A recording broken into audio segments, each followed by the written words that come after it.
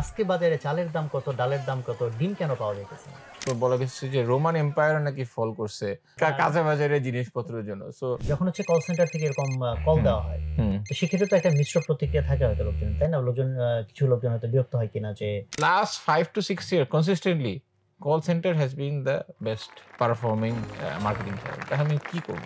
হ্যাঁ, আসলে জিয়া একদিন এক রিক্সা করে কোথাও যেন যাচ্ছিল। হ্যাঁ, রিক্সাওয়ালা বলতেছে চাল ডালের দাম অনেক বেড়ে গেছে। হ্যাঁ, তো ওইটার থেকে জিয়ার মাথার থেকে নামটা ছিল। মানে নাম কি? চাল ডাল। Getting the accounting right. হ্যাঁ, হুম, ফাইন্যান্সের ব্যাপারে যে আপনার পায়ে পয়সার হিসাব থাকতে হবে। So hmm, I think that is very important যে আপনার ফাইন্যান্সিয়াল আন্ডারস্ট্যান্ডিং কিংবা ফাইন্যান্সিয়াল প্ল্যানিং যে আমার হুম, কতদিন পর আমার টাকা শেষ হয়ে যাবে। রাইট। আপনি তেলাপোকা এবং এই ইঁদুর কিভাবে কন্ট্রোল করেন? এবং তেলাপোকা নিয়ে আসলে আমাদের মানে এসওপি আছে। I am not even kidding. মানে রিয়াল টাইমে ডিসিশন নিতে হবে। সমস্যা ডিসিশন। হুম, অফিসের রুমে বসছি। হুম, জুমের মধ্যে ২-৩ টা মিটিং নিয়েছি। হুম, এই যে $10 মিলিয়ন ফান্ডিং চলে আসছে। আচ্ছা। হ্যাঁ? So $10 million is a lot of money. Hmm, hmm, and I used to read a lot. So আপনি বই পড়ে, পড়ে কিন্তু এগুলো অনেক শিখতে পারবেন এবং হুম, এগুলো ক্লু বহুত জায়গায় আছে। Right.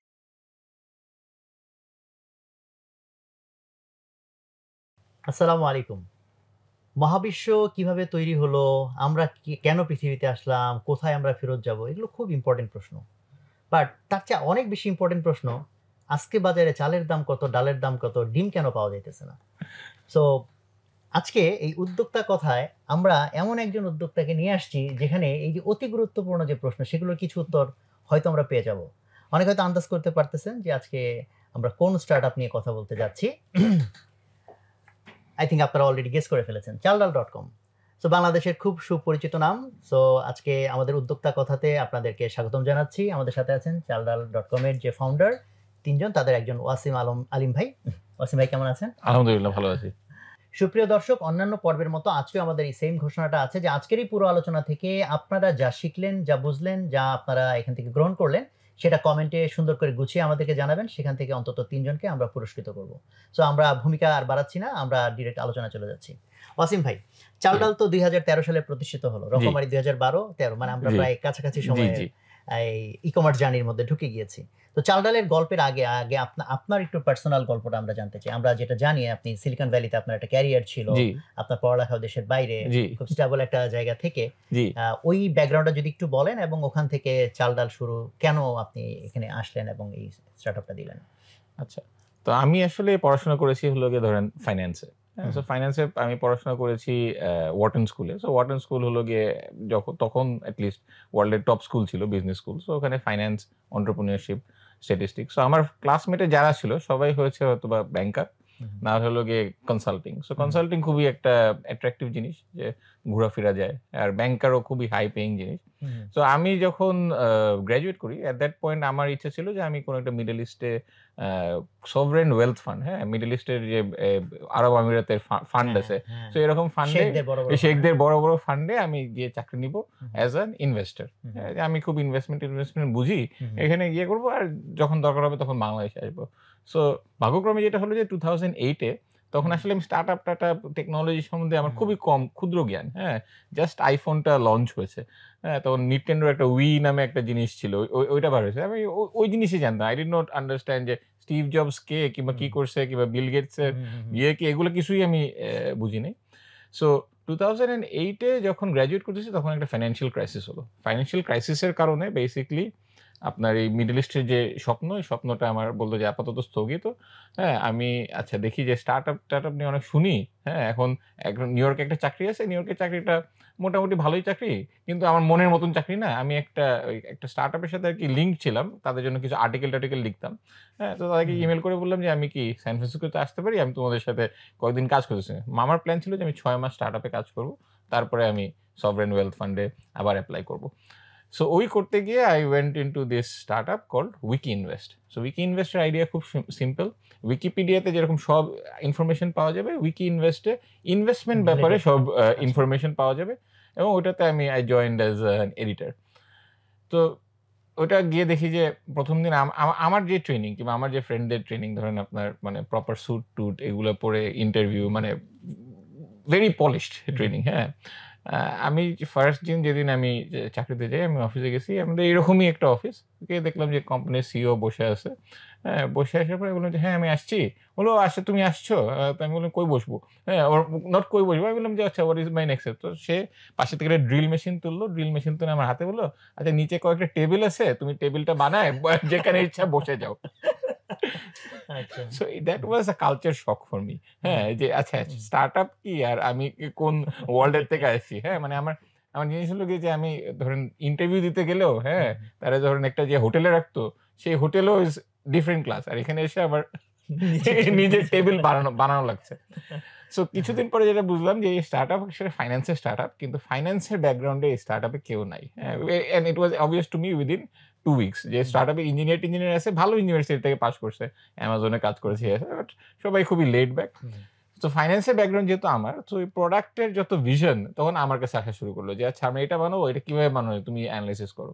So within 6 to 7 months আমি হলাম গিয়ে প্রোডাক্ট ডিজাইন, প্রোডাক্ট লিড এর মধ্যে চলে গেছি। যে এইরকম নেক্সট হুম, প্রোডাক্ট এটা হবে, নেক্সট ইয়ে এটা হবে। অ্যান্ড তখন ৬-৭ মাস হয়ে গেছে। ৬-৭ মাস পরে আমার আমেরিকান ভিসাও শেষ। কারণ আমি তো অ্যাকচুয়ালি প্ল্যান করি যে H-1B থাকবো। তখন আমার দেশে কাছে থাকার ইচ্ছা। তো যেটা হলো যে তখন তারা একটা সিঙ্গাপুরে একটা মানে সিঙ্গাপুর গভর্নমেন্ট তাকে একটা গ্র্যান্ট দিবে। হ্যাঁ? যে আমরা সিঙ্গাপুরে একটা অফিস করব। সো আমি তখন তাদেরকে বলি যে, "আচ্ছা তোমরা যখন সিঙ্গাপুরে অফিস করতেছো, I will go work at Singapore." So সিঙ্গাপুরে আমি মুভ করে গেলাম ইন জানুয়ারি অফ 2009 হ্যাঁ? এবং সিঙ্গাপুরে এসে এটা ৩ জন ৪ জনের অফিস। ৩ জন এবং ওটা বড় অফিসটা সান ফ্রান্সিসকোতে, সিঙ্গাপুরে ছোট অফিস। সো আমার লাইফে যেটা ইন্টারেস্টিং সেটা হলো গিয়ে যে বাই দ্যাট টাইম আমার লাইফের আমি যেই প্রোডাক্ট ওটা ডিজাইন করতাম হুম, সেটা ধরেন আমি দিনের মধ্যে ২ ঘন্টা কি ৩ ঘন্টা সময় দিলে আমার সারাদিনের কাজ শেষ হয়ে যেত। এবং আমার বসও খুব ভালো ছিল। তোমার কাজ শেষ হয়ে গেলে শেষ। তোমার আর কিছু করা লাগবে না। সো আমার প্রোডাক্টিভিটি ভালো, ইঞ্জিনিয়ারদের কোয়েশ্চেন হলে তখন আসলে এই WhatsApp-টোয়াটসঅ্যাপ তো অত ইয়ে ছিল না। কি জানি ছিল মানে হুম। ইমেইলে রিপ্লাই দিতাম, শেষ। সো বাই 2000 এন্ড অফ 2009 আমি মোটামুটি আমেরিকান সেলারি ড্র করতেছিলাম। থাকতাম হলো গিয়ে সিঙ্গাপুরে। সিঙ্গাপুরে ট্যাক্স দিতাম। সিঙ্গাপুরের tax is one of the lowest in the world. আর থাকতাম হলো গিয়ে বাংলাদেশে। এটা তো বড়লোকি অবস্থা। খুবই বড়লোকি অবস্থা। হ্যাঁ, মানে হ্যাঁ, মানে খুবই বড়লোকি অবস্থা। ডলারের টাকা কামায় ডলারের টাকা ট্যাক্সও দেওয়া লাগে না। হ্যাঁ, জি। এবং মানে ওই রিমোট ওয়ার্ক এখন তো অনেকেই বাংলাদেশে হয়তোবা রিমোট ওয়ার্ক করে। সো রিমোট ওয়ার্ক আমি রাতের বেলায় বাসার মধ্যে ধরেন রাত্রি ১২টা থেকে ৩টা-৪টা পর্যন্ত অফিস করতাম। ওইটাই হলো গিয়ে সকালে সারাদিন ফ্রি। হ্যাঁ? সো ওরকমভাবে গেল আরকি কয়েক বছর। হ্যাঁ? সো এট ওয়ান পয়েন্ট আমি তখন আম যখন তখন স্টিভ জবস এর একটা বই বের হইছে। সো স্টিভ জবস এর বইটা পড়লাম। সো আমার একটা পর্যায়ে এসে গেছে যে আমি ক্রিয়েটিভলি কি অ্যাচিভ করতেছি। হুম, হ্যাঁ? ইটস নট যে আমি কি মানে এক্সপেরিয়েন্স করলাম। হ্যাঁ? যেখানে ইচ্ছা হলো হংকং চলে গেলাম। ইচ্ছা হইলো হুম, মানে যেকোনো জায়গায় যেতে পারতেছি যে গুপি গ্যাং বাঘাবাইন টাইপের অবস্থা। হ্যাঁ? হুম, তো এট that point I was like না মনের মধ্যে একটা কিরকম জানি একটা মানে আম টান যে কি হুম, করতেছি? What am I doing hmm, with hmm, it? মানে what is the right. Long term ইয়ে? সো আমি আমার বসের সাথে কথা বললাম। আমার বস মানে খুবই আ নাইস একজন। তো আমি বললাম যে, "এই হলো গিয়ে অবস্থা। আমার আসলে আমি ১ বছরের মধ্যে আমি ছেড়ে দিব। হ্যাঁ? আমি বাংলাদেশে বিয়ে-টিয়ে করতে চাই। বাংলাদেশে কিছু এক হলে করব।" এটা আমি তাকে জানায় রাখছি। তারপরে শুরু হলো যে কি আইডিয়া নিয়ে কাজ করা যায়। সো ইনিশিয়ালি আমার সাথে জিয়া আমার co-founder যে, সো জিয়ার হুম। সাথে ডিসকাশন করছিলাম। জিয়া বলল জিয়া যে ভাই কি তখনও আপনার সাথে জব করতেন না কিভাবে উনার সাথে পরিচয়? জিয়া এবং আমি হলাম গিয়ে ক্লাস আম ফা ফা 4 না 5 থেকে একসাথে। ওকে। 4 থেকে আচ্ছা। একসাথে। হ্যাঁ? সো জিয়া আমার ছোটবেলার ফ্রেন্ড। সো জিয়া একটা গার্মেন্টস ফ্যাক্টরি চালাতো এট দ্যাট পয়েন্ট। হ্যাঁ? সো আমি তখন জিয়ার মাঝে একটা ব্রেক নিয়েছিল। হ্যাঁ? For a personal reason. তারপর সে যখন ব্যাক করেছে আমি বললাম, "ম্যান তুমি গার্মেন্টস ফ্যাক্টরি আরেকজনের জন্য ইয়ে করো। চলো আমরা দুজন মিলে একটা গার্মেন্টস ফ্যাক্টরি দেই। তুমি গার্মেন্টস-টার্মেন্টস বানাবা, আমি গার্মেন্টস-টার্মেন্টস বিক্রি করব।" হ্যাঁ? এই হলো এটা হলো original a starting of the business. হ্যাঁ? হুম, আর আমার এদিকে ফ্রেন্ড আমি তো দেখলাম হিসাব-টিসাব করে দেখলাম যে আচ্ছা এখানে হয়তোবা আমাদের $১,০০,০০০ মতন ইনভেস্টমেন্ট লাগবে। সো আচ্ছা আমার তো এত সেভিংস আছে বাট আমি পুরো দিতে চাই না। সো আমার তেজাস নামে এক ফ্রেন্ড ছিল। সেও হলো গিয়ে সারাদিন ইঞ্জিনিয়ারিং করে কোন টাকা-পয়সা সব জমতেছে। আমার মতন লাইফস্টাইল। হুম। হ্যাঁ, টাকা-পয়সা জমতেছে কিছুতে খরচ করে না। তো তাকে বললাম যে আচ্ছা তোমার কাছ থেকে সে ৩০ সে কোন ন্যাশনালিটি? সে সে তেজাস? Originally Indian. ইন্ডিয়ান হ্যাঁ, আচ্ছা। কিন্তু হুম, তার একটা ইয়ে আছে। সে অ্যাকচুয়ালি ইন্ডিয়ায় বড় হয় নাই। হুম, সে ক্লাস 8 এ সিঙ্গাপুর এয়ারলাইন্স একটা স্কলারশিপ পায়। সো ক্লাস 8 এর থেকে সে সিঙ্গাপুরে আচ্ছা, মানে ইয়ে করে তার বা এবং তার সাথে পরিচয় হয়েছে অ্যাকচুয়ালি আমাদের ওই কোম্পানির সিঙ্গাপুরে যখন মুভ করি তখন তখন তেজাস আচ্ছা। আ ও ও ও ওই অফিসে জয়েন করছিল। সো তেজাসকে বললাম, "আচ্ছা তো আমি $30,000 ইনভেস্ট করব, তুমি করো। তারপরে আমরা একটা ফ্যাক্টরি দিব।" এই হলো গিয়ে আই থিঙ্ক ফেব্রুয়ারি অফ 2013 এর কথা। হ্যাঁ, আচ্ছা, ফেব্রুয়ারিতে হচ্ছে গার্মেন্টস এর প্ল্যান। গার্মেন্টস এর প্ল্যান। সো আপনার রানা প্লাজাটা কবে হলো আই ডোন্ট নো, বাট যেদিনকে রানা প্লাজা হয়, রানা প্লাজা হওয়ার এক সপ্তাহ আগে আমরা একটা লোকেশন সিলেক্ট করেছি। লোকেশন সিলেক্ট করার পরে দেখি যে ওই যে ইলেকট্রিসিটি লাইন হলো আগের যে টেনেন্ট ছিল তার নামে। তো আমরা ওনারকে বলছি যে ভাই ইলেকট্রিসিটি যদি হয় আপনার নামে আনেন, নাহলে আমাদের নামে আনেন, তারপরে আমরা সাইন করবো। সো আমাদের ডিড টিড রেডি, সব রেডি। And then Rana Plaza happened. তখন রানা প্লাজা হওয়ার পরে তো আমার যেটা ন্যাচারাল ইনস্টিংক্ট ছিল কি, যাচ্ছে বাংলাদেশে কমপ্লায়েন্স অনেক বেড়ে যাবে, আসলে এই 1-2 কোটি টাকা দিয়ে ফ্যাক্টরি ট্যাক্টরি করা যাবে না, গার্মেন্টস এর প্ল্যান বাদ। তো তখন জিয়া বললো আমি তাহলে কি করবো? হ্যাঁ, আমি বললাম তুমি আইডিয়া খুঁজো। হ্যাঁ, তুমি আইডিয়া খুঁজো, তোমার আমাদের যে গার্মেন্টস এর ক্যাপিটাল ছিল ওখান থেকে কিছু ইয়ে করো। তো জিয়াও ওখান থেকে আইডিয়া খুঁজতেছে। তো একদিন হঠাৎ করে জিয়া আমাকে বলে যে এই ম্যান এই ই-কমার্স জিনিসটা কি? আমি পাশে রেস্টুরেন্টে বসেছিলাম, পাশের টেবিলে শুনতেছি তারা পারফিউম বিক্রি করতেছে অনলাইনে, গিয়ে দরজায় নাকি টাকা নিয়ে আসে। আমি বললাম আচ্ছা হ্যাঁ, ই-কমার্স তো একটা ভালো আইডিয়া। আর আমার ব্যাকগ্রাউন্ড কিন্তু ইনভেস্টিং এ। হ্যাঁ, সো আমি ওয়ার্ল্ডে ধরেন আলিবাবার স্টোরি কি, অ্যামাজনের স্টোরি কি, বাই দ্যাট টাইম প্লাস স্টার্টআপে কাজ করছি। সো আমার বাংলাদেশেও তো ই-কমার্স আসলে সম্ভব। হ্যাঁ, so that is the beginning of Chaldal. সো চালডালের নাম কোথা থেকে আসলো? আসলে নামটা আগে আসছে নাকি বিজনেস স্ট্র্যাটেজি আগে আসছে I don't know. I think business স্ট্র্যাটেজিটা আগে আসছে, বাট নামটা আসছে আসলে জিয়া একদিন এক রিক্সা করে কোথাও জানি যাচ্ছিল। হ্যাঁ, রিক্সাওয়ালা বলতেছে চাল ডালের দাম অনেক বেড়ে গেছে। হ্যাঁ, তো ওইটার থেকে জিয়ার মাথার থেকে নামটা ছিল, মানে নাম কি চাল ডাল। আমি এদিকে তেজাসকে বললাম এই চাল ডাল তাড়াতাড়ি রেজিস্টার করো। So I think April of 2013 আমরা আমাদের ওয়েবসাইটটাকে রেজিস্টার করি। রেজিস্টার করার পরে আমি মোটামুটি আচ্ছা দেখি এখন এটাকে কত দূর নেওয়া যায়। সো আমি মে মাসে আমি ঢাকায় চলে এসেছি। আমি বলেছি আমি 6 মাস আসবো। আমি ঢাকা থেকে তো আমি কাজ করতে পারি, আমার তো কোনো অসুবিধা নেই। সো এসে আমরা ছবি তোলা শুরু করলাম, একটা ওয়েবসাইট করি। বাট আপনারা যে টার্গেট নিলেন যে চাল ডাল, তো নামটা আসলো ওখান থেকে, বাট এই যে গ্রোসারি দিয়ে যে আপনারা শুরু করলেন, সেটা কি থটফুল ডিসিশন ছিল না? It's a very thoughtful decision. হ্যাঁ, এই থটফুল ডিসিশনটা কি, কারণ আমরা ই-কমার্স যদি করতে চাই, ই-কমার্সের মধ্যে আমরা দেখলাম যে ইন্ডিয়াতে by that time Snapdeal and Flipkart is really huge.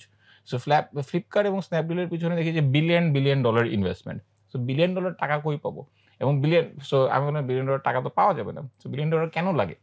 Mainly লাগে হলো গিয়ে এই ফোন টোন এগুলাতে মানুষজন ডিসকাউন্ট দেয়। 10,000 টাকার ফোন 9,000 টাকায় বিক্রি করতেছে, ইউনিটি লস করতেছে এবং অত্যাধিক কম্পিটিশন। সো আমি বললাম যে লস টস করা যাবে না, এবং এটা কোনো কাস্টমার লয়্যালটি নাই। সো কি জিনিসে কাস্টমার লয়্যালটি আছে? গ্রোসারিতে আছে। আচ্ছা, সেকেন্ড থট কি, আমরা যদি বাংলাদেশে শুরু করি, কোনো না কোনো দিন তো অ্যামাজন কি আলিবাবা দেশে আসবে, এবং ইভেন্চুয়ালি আসছে আপনার দারাজ। হ্যাঁ, সো যখন তারা আসবে তাদের তো গ্লোবাল সাপ্লাই চেন, তারা ফোন দিয়ে অ্যাপেলের কাছ থেকে অ্যাপেলের ডিলারশিপ নিয়ে নেবে, তারা চাইনিজ ডিলারশিপ সব তাদের সাথে কানেক্টেড। হ্যাঁ, তখন ওই কম্পিটিশনে আমরা টিকবো কিভাবে? তো আমাদের ইয়ে হলো কি যে আমরা যদি লোকাল জিনিসপত্র নিয়ে আমরা কাজ করি, we will be able to survive that competition. এবং থার্ড হলো গিয়ে যে আমরা যদি ফোন ডেলিভারি দিয়ে শুরু করি, আমরা কখনোই হয়তো মাছ ডেলিভারি করতে পারবো না, কিন্তু আমরা যদি একটা মাছ ডেলিভারি সিস্টেম দিয়ে শুরু করি, দেন আমরা যে কোনো সময় ফোন ডেলিভারি করতে পারবো। So that was a very thoughtful decision. ও তিনটা সো শুরু করলাম যে গ্রোসারি ডেলিভারি, ছবি দিয়ে দেখি কি হয়। সো এই হলো গিয়ে চাল ডালের শুরু। আচ্ছা, সো যখন শুরুটা হয়ে গেল, তখনকার যে টিম ফরমেশন, মানে আপনাদের তো ইনিশিয়াল ফান্ডিং হচ্ছে ওই যে 3 জনের $1,00,000 মতো, মানে না, আমাদের ইনিশিয়াল ফান্ডিং হচ্ছে $30,000। ওকে, হ্যাঁ, মানে $1,00,000 1,00,000 না, আমাদের 3 জন, আমাদের 2 জন অ্যাকচুয়ালি 60,000, জিয়া হলো গিয়ে সোয়েট ইকুইটি।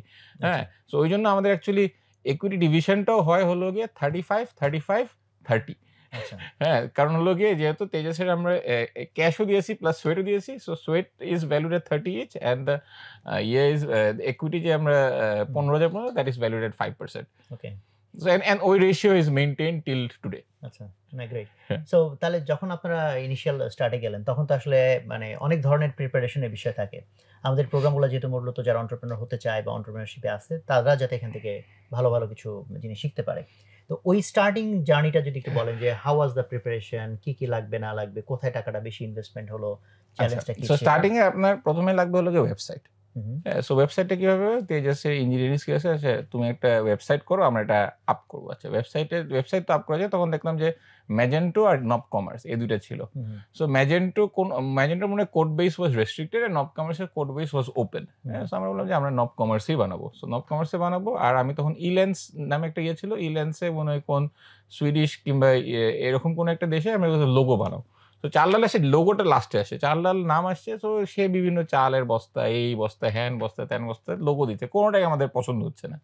তো আমরা চালডালের লোগোর জন্য finally for whatever reason আমি আর তেজাস মনে হয় স্যান ফ্রান্সিসকোতে একটা জায়গায় ভোরবেলায় 5টার সময় আমরা ব্রেকফাস্ট করতেছি। হ্যাঁ, ব্রেকফাস্টের মধ্যে ডিম ছিল।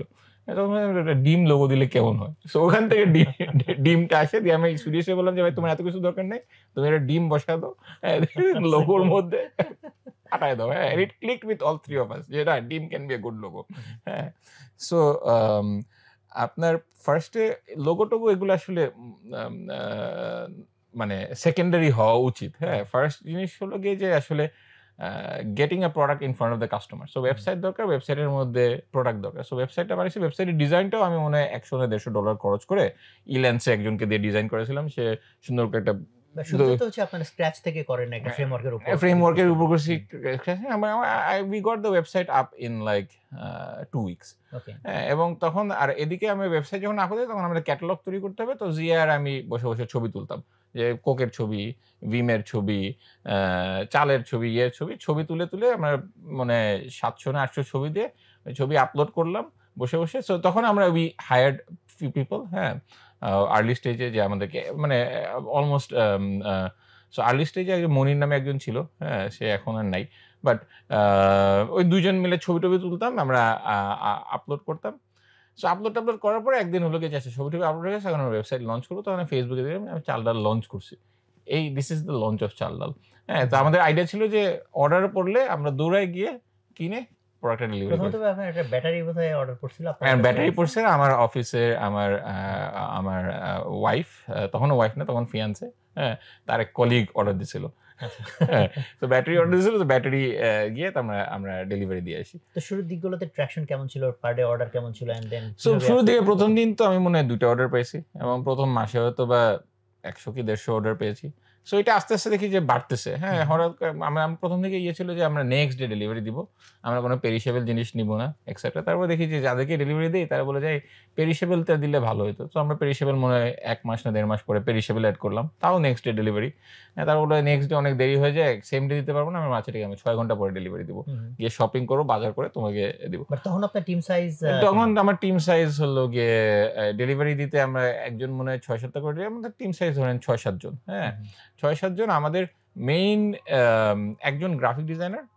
সো ডিজাইনারের কাজ হলো গিয়ে ছবিগুলোকে ফরম্যাটিং করা। তখন তো এত ইজি না, মানে ছবিগুলো মানে ম্যানুয়াল কাজ ছিল। হ্যাঁ, সো ওই ছবিগুলো ফরম্যাট করা হলো গিয়ে একজন গ্রাফিক ডিজাইনার কাজ, নতুন প্রোডাক্ট অ্যাড করা, আর হলো গিয়ে ডেলিভারি, আর ফোনে একজন, এই হলো গিয়ে টিম। সো ডেলিভারিতে মনে হয় ইঞ্জিনিয়ারিং পুরো তেজাস। সো আমাদের ইনফ্যাক্ট 20 আমরা যে ওয়াই কমিউনিটিতে গেছি 2015-এ, তখনও আমাদের ইঞ্জিনিয়ারিং টিমের সাইজ ইজ তেজাস। হ্যাঁ, এবং কিন্তু ওয়াই কমিউনিটি থেকে আমরা we are one of the most successful Y community. So Y community যখন ঢুকি তখন আমরা 2 জন ইন্টার্ন নিয়েছিলাম সিঙ্গাপুর থেকে, আর বাংলাদেশ থেকে একটা ছেলে ছিল। এই 3 জন, আর আমেরিকা একজন আমাদেরকে জয়েন করেছে, but she left after like 2-3 months. হ্যাঁ, সো এই 4-5 জনের ইঞ্জিনিয়ারিং টিম নিয়ে আমরা ওয়াই কমিউনিটি ঢুকি। ওয়াই কমিউনিটি ঢুকে এই 3-4 জনের ইঞ্জিনিয়ারিং টিম নিয়ে কিন্তু ওয়াই কম্বিনেটরের শেষে আমরা $3.5 মিলিয়ন রেজ করি। মাশাআল্লাহ। ভাই, ওয়াই কম্বিনেটরটা আমাদের দর্শকদের কেউ হয়তো জানে, কেউ হয়তো জানে না, যদি একটু ওয়াই কম্বিনেটরের ব্যাকগ্রাউন্ডটা বলে। আচ্ছা, সো ওয়াই কম্বিনেটর জিনিসটা হলো খুবই সিম্পল। ওয়াই কম্বিনেটর হলো গিয়ে একটা স্টার্টআপ অ্যাক্সেলারেটর। হ্যাঁ, সো এটার প্রোগ্রামটা হলো গিয়ে it was started by Paul Graham, যে একটা স্টার্টআপ বিক্রি করে সে আসলে মানে অন্যদেরকে হেল্প করতে যাচ্ছিল to make startup. But what has happened হলো কি, আই থিঙ্ক তারা শুরু করছে 2009। হ্যাঁ, এবং 2009-এ তার ফার্স্ট ব্যাচে স্যাম অল্টম্যান ছিল, যে ওপেন এআই এর স্যাম অল্টম্যান। হ্যাঁ, এবং Sam Altman at one point was president of Y Combinator as well. So Y Combinator থেকে আসলে গত 10-15 বছরে বড় বড় অনেকগুলো স্টার্টআপ বের হয়েছে, যেমন কয়েনবেস, এয়ারবিএনবি, রেডিট, মানে অনেক আছে, আরো অনেক আছে। ইন্ডিয়াতেও যেমন ইয়ে কি বলে, এই Zepto is also Y Combinator, হ্যাঁ। সো Y Combinator এবং চাল ডালও হয়েছে। সো আপনারা যে ওখানে অ্যাপ্লাই করলেন এবং সিলেক্টেড হইলেন, ওটা কি মানে ডিফিকাল্ট জার্নি ছিল নাকি মানে? আচ্ছা, সো আমরা প্রথম অ্যাপ্লাই করেছি 2013 এর। আমরা শুরু করছি আমাদের যখন অর্ডার 100-150 অর্ডার, তখন আমরা অ্যাপ্লাই করি। আমরা অ্যাকচুয়ালি লেট অ্যাপ্লাই করি 2013 এর নভেম্বর মাসে। ওর অ্যাপ্লিকেশন ডেডলাইন শেষ। So for whatever reason আমাদের application was read by Paul Graham himself. সে বলছে যে তোমরা আসো, আমরা অ্যাপ্লিকেশন করছো, তোমরা এসে ইন্টারভিউ দাও। সো আমি ফ্লাই করি ওই ডিসেম্বর মাসে, গিয়ে ইন্টারভিউ দিই। আমাদের যে ফার্স্ট ইন্টারভিউটা হয়েছিল ওইটাতে ওয়াই কমিউনিটির 3 জন ফাউন্ডার, হ্যাঁ, প্লাস আপনার আই থিঙ্ক কেভিন হেল নামে আরেকজন ছিল। সো কেভিন ওয়াজ দেয়ার। মানে খুবই নর্মালি ইন্টারভিউ হয় 10 মিনিট। তো তারা আমার ওই দিন আর কোনো ইন্টারভিউ ছিল, আমাদেরকে ইন্টারভিউ নিছে। ইন্টারভিউ আমি তেজাস ছিলাম। তো আমরা আসলে কিছুই জানি না। আমাদের ওখানে জিমেল এর যে কোড লিখছে পল বুহাইট, হি ওয়াজ দেয়ার, হ্যাঁ, সামনে বসে আছে, হ্যাঁ, পল গ্রাহাম ইজ দেয়ার। আমরা আমাদের মতন বাংলাদেশে এই ডেলিভারি করতেছি। তো সে তারপরে সেদিনকে রাত্রে ইমেল আসলো যে দেখো, we think কি we see the opportunity but we are not yet sure যে you are the right team, হ্যাঁ, and right now it seems like you should be in Bangladesh. So আমার রিজেকশন যখন খেয়েছি তখন আমি তো Y Combinator was my only plan, যে ভাই আমি ওয়াই কমিউনিটার ঢুকবো, তারপরে 2013 এর ডিসেম্বরে ওয়াই কমিউনিটারে ঢুকবো, তারপরে গিয়ে আমি কোম্পানি বিল্ড করা শুরু করবো। আচ্ছা, ওয়াই কমিউনিটারে ঢুকতে পারি নাই। And I was in depression যে এখন নেক্সট স্টেজ কি, যে আমি আসলে কোম্পানিটাকে নেক্সট স্টেজে যাওয়ার জন্য আমার হয়তো 1 থেকে 2 কোটি টাকা ইনভেস্টমেন্ট লাগবে, বাংলাদেশে এটা পাওয়া যাবে না, এটা আমি কোথা থেকে পাবো? সো আমি ওখানে বসে তখন আমি আমেরিকায় কোম্পানিটাকে ইনকর্পোরেট করি। আমি ওয়াই কমিউনিটিতে ঢুকলে আমি কি করতাম, I was following that step. তারপরে জানুয়ারি মাসে আমি বলতে গেলে মানে আসলে ফান্ড রেজিং জিনিসটা এটা নিয়ে আমি টাচ করতে চাই, যে ফান্ড রেজিং কেন দরকার, এটা প্রফিটেবল ব্যবসা করলেই তো হয়, হ্যাঁ। সো বাট আমাদের যে ব্যবসার নেচার, যে ই কমার্স আসলে ওয়ার্ল্ডে যেখানেই হয়েছে, রকমারি I guess is an exception, but most of the জায়গায় ইট হ্যাজ রিকোয়ার্ড এক্সটার্নাল ফান্ডটা দরকার হয়। রকমারি ওই অর্থে এক্সেপশন আবার না, বিকজ এক্সটার্নাল ফান্ড হচ্ছে আমার আরেকটা কোম্পানি আমাকে ফান্ড করছে, হ্যাঁ, সেটা আমরা প্রফিটেবল এবং ফান্ড রেজিং এর কারণ হলো গিয়ে আসলে নিজে সেভিংস করতে করতে যেই সময়টা লাগবে সেই সময়টাতে তো অপরচুনিটি নাও থাকতে পারে, হ্যাঁ। সো এখন what is the way to short circuit that, যে আমি এখন অন্যদের কাছ থেকে যারা ইয়ে করছে তাদেরকে বললাম যে এই হলো অপরচুনিটি এখানে। So that is the main reason. এবং জিনিসটা হলো গিয়ে যে একটা মানুষ কিন্তু একা একা হয়তো বা একটা পুরা বিল্ডিং বানায় ফেলবে না, হ্যাঁ, কিংবা মানে ওই পরিমাণ আসলে এফোর্ট অ্যাকচুয়ালি ইটস এ কোলাবোরেশনের ব্যাপার। সো ফান্ডিংটা আসলে দরকার হলো কি অন্যদের সাপোর্টটাকে আসলে ফান্ডিং হিসেবে ধরে, যে আমরা এই জিনিস নিয়ে কাজ করতেছি, আমাদেরকে এখন সাপোর্ট করো। সো আমি ওখানে decide by 2013 it was decided যে আসলে এন্ডের মধ্যে যে আসলে এক্সটার্নাল ফান্ডিং ছাড়া আমরা এই ব্যবসাটাকে গ্রো করতে পারবো না। আমরা চাল্লারে যত ভালো আইডিয়া হোক, এটা এক্সটার্নাল ফান্ডিং আমাদের লাগবেই কিছু কয়েক বছর পুরো সফটওয়্যার বিল্ড করতে। সো ওই যাই হোক, ওই জানুয়ারিতে একটা খুব কষ্টে একজনের কাছ থেকে কমিটমেন্ট পাইলাম যে তারা $50,000 ইনভেস্ট করবে। বাট ওয়াই কমিউনিটি ইভেন্চুয়ালি গিয়ে আমরা ঢুকি 2015-এ। 2015-এ যখন আমরা ইন্টারভিউ দিই তখন ইন্টারভিউ ওয়াজ ব্রিজ, মানে 10 মিনিটের ইন্টারভিউ 5 মিনিট পরে হচ্ছে ডান। তারপরে Y Combinator at that point আমরা যখন ওয়াই কমিউনিটি অ্যাপ্লাই করি আমাদের প্রায় 100 জন employee. But we wanted to go into Y Combinator because আমরা মনে করছি যে it will unlock future potential for us, and it was a really good decision.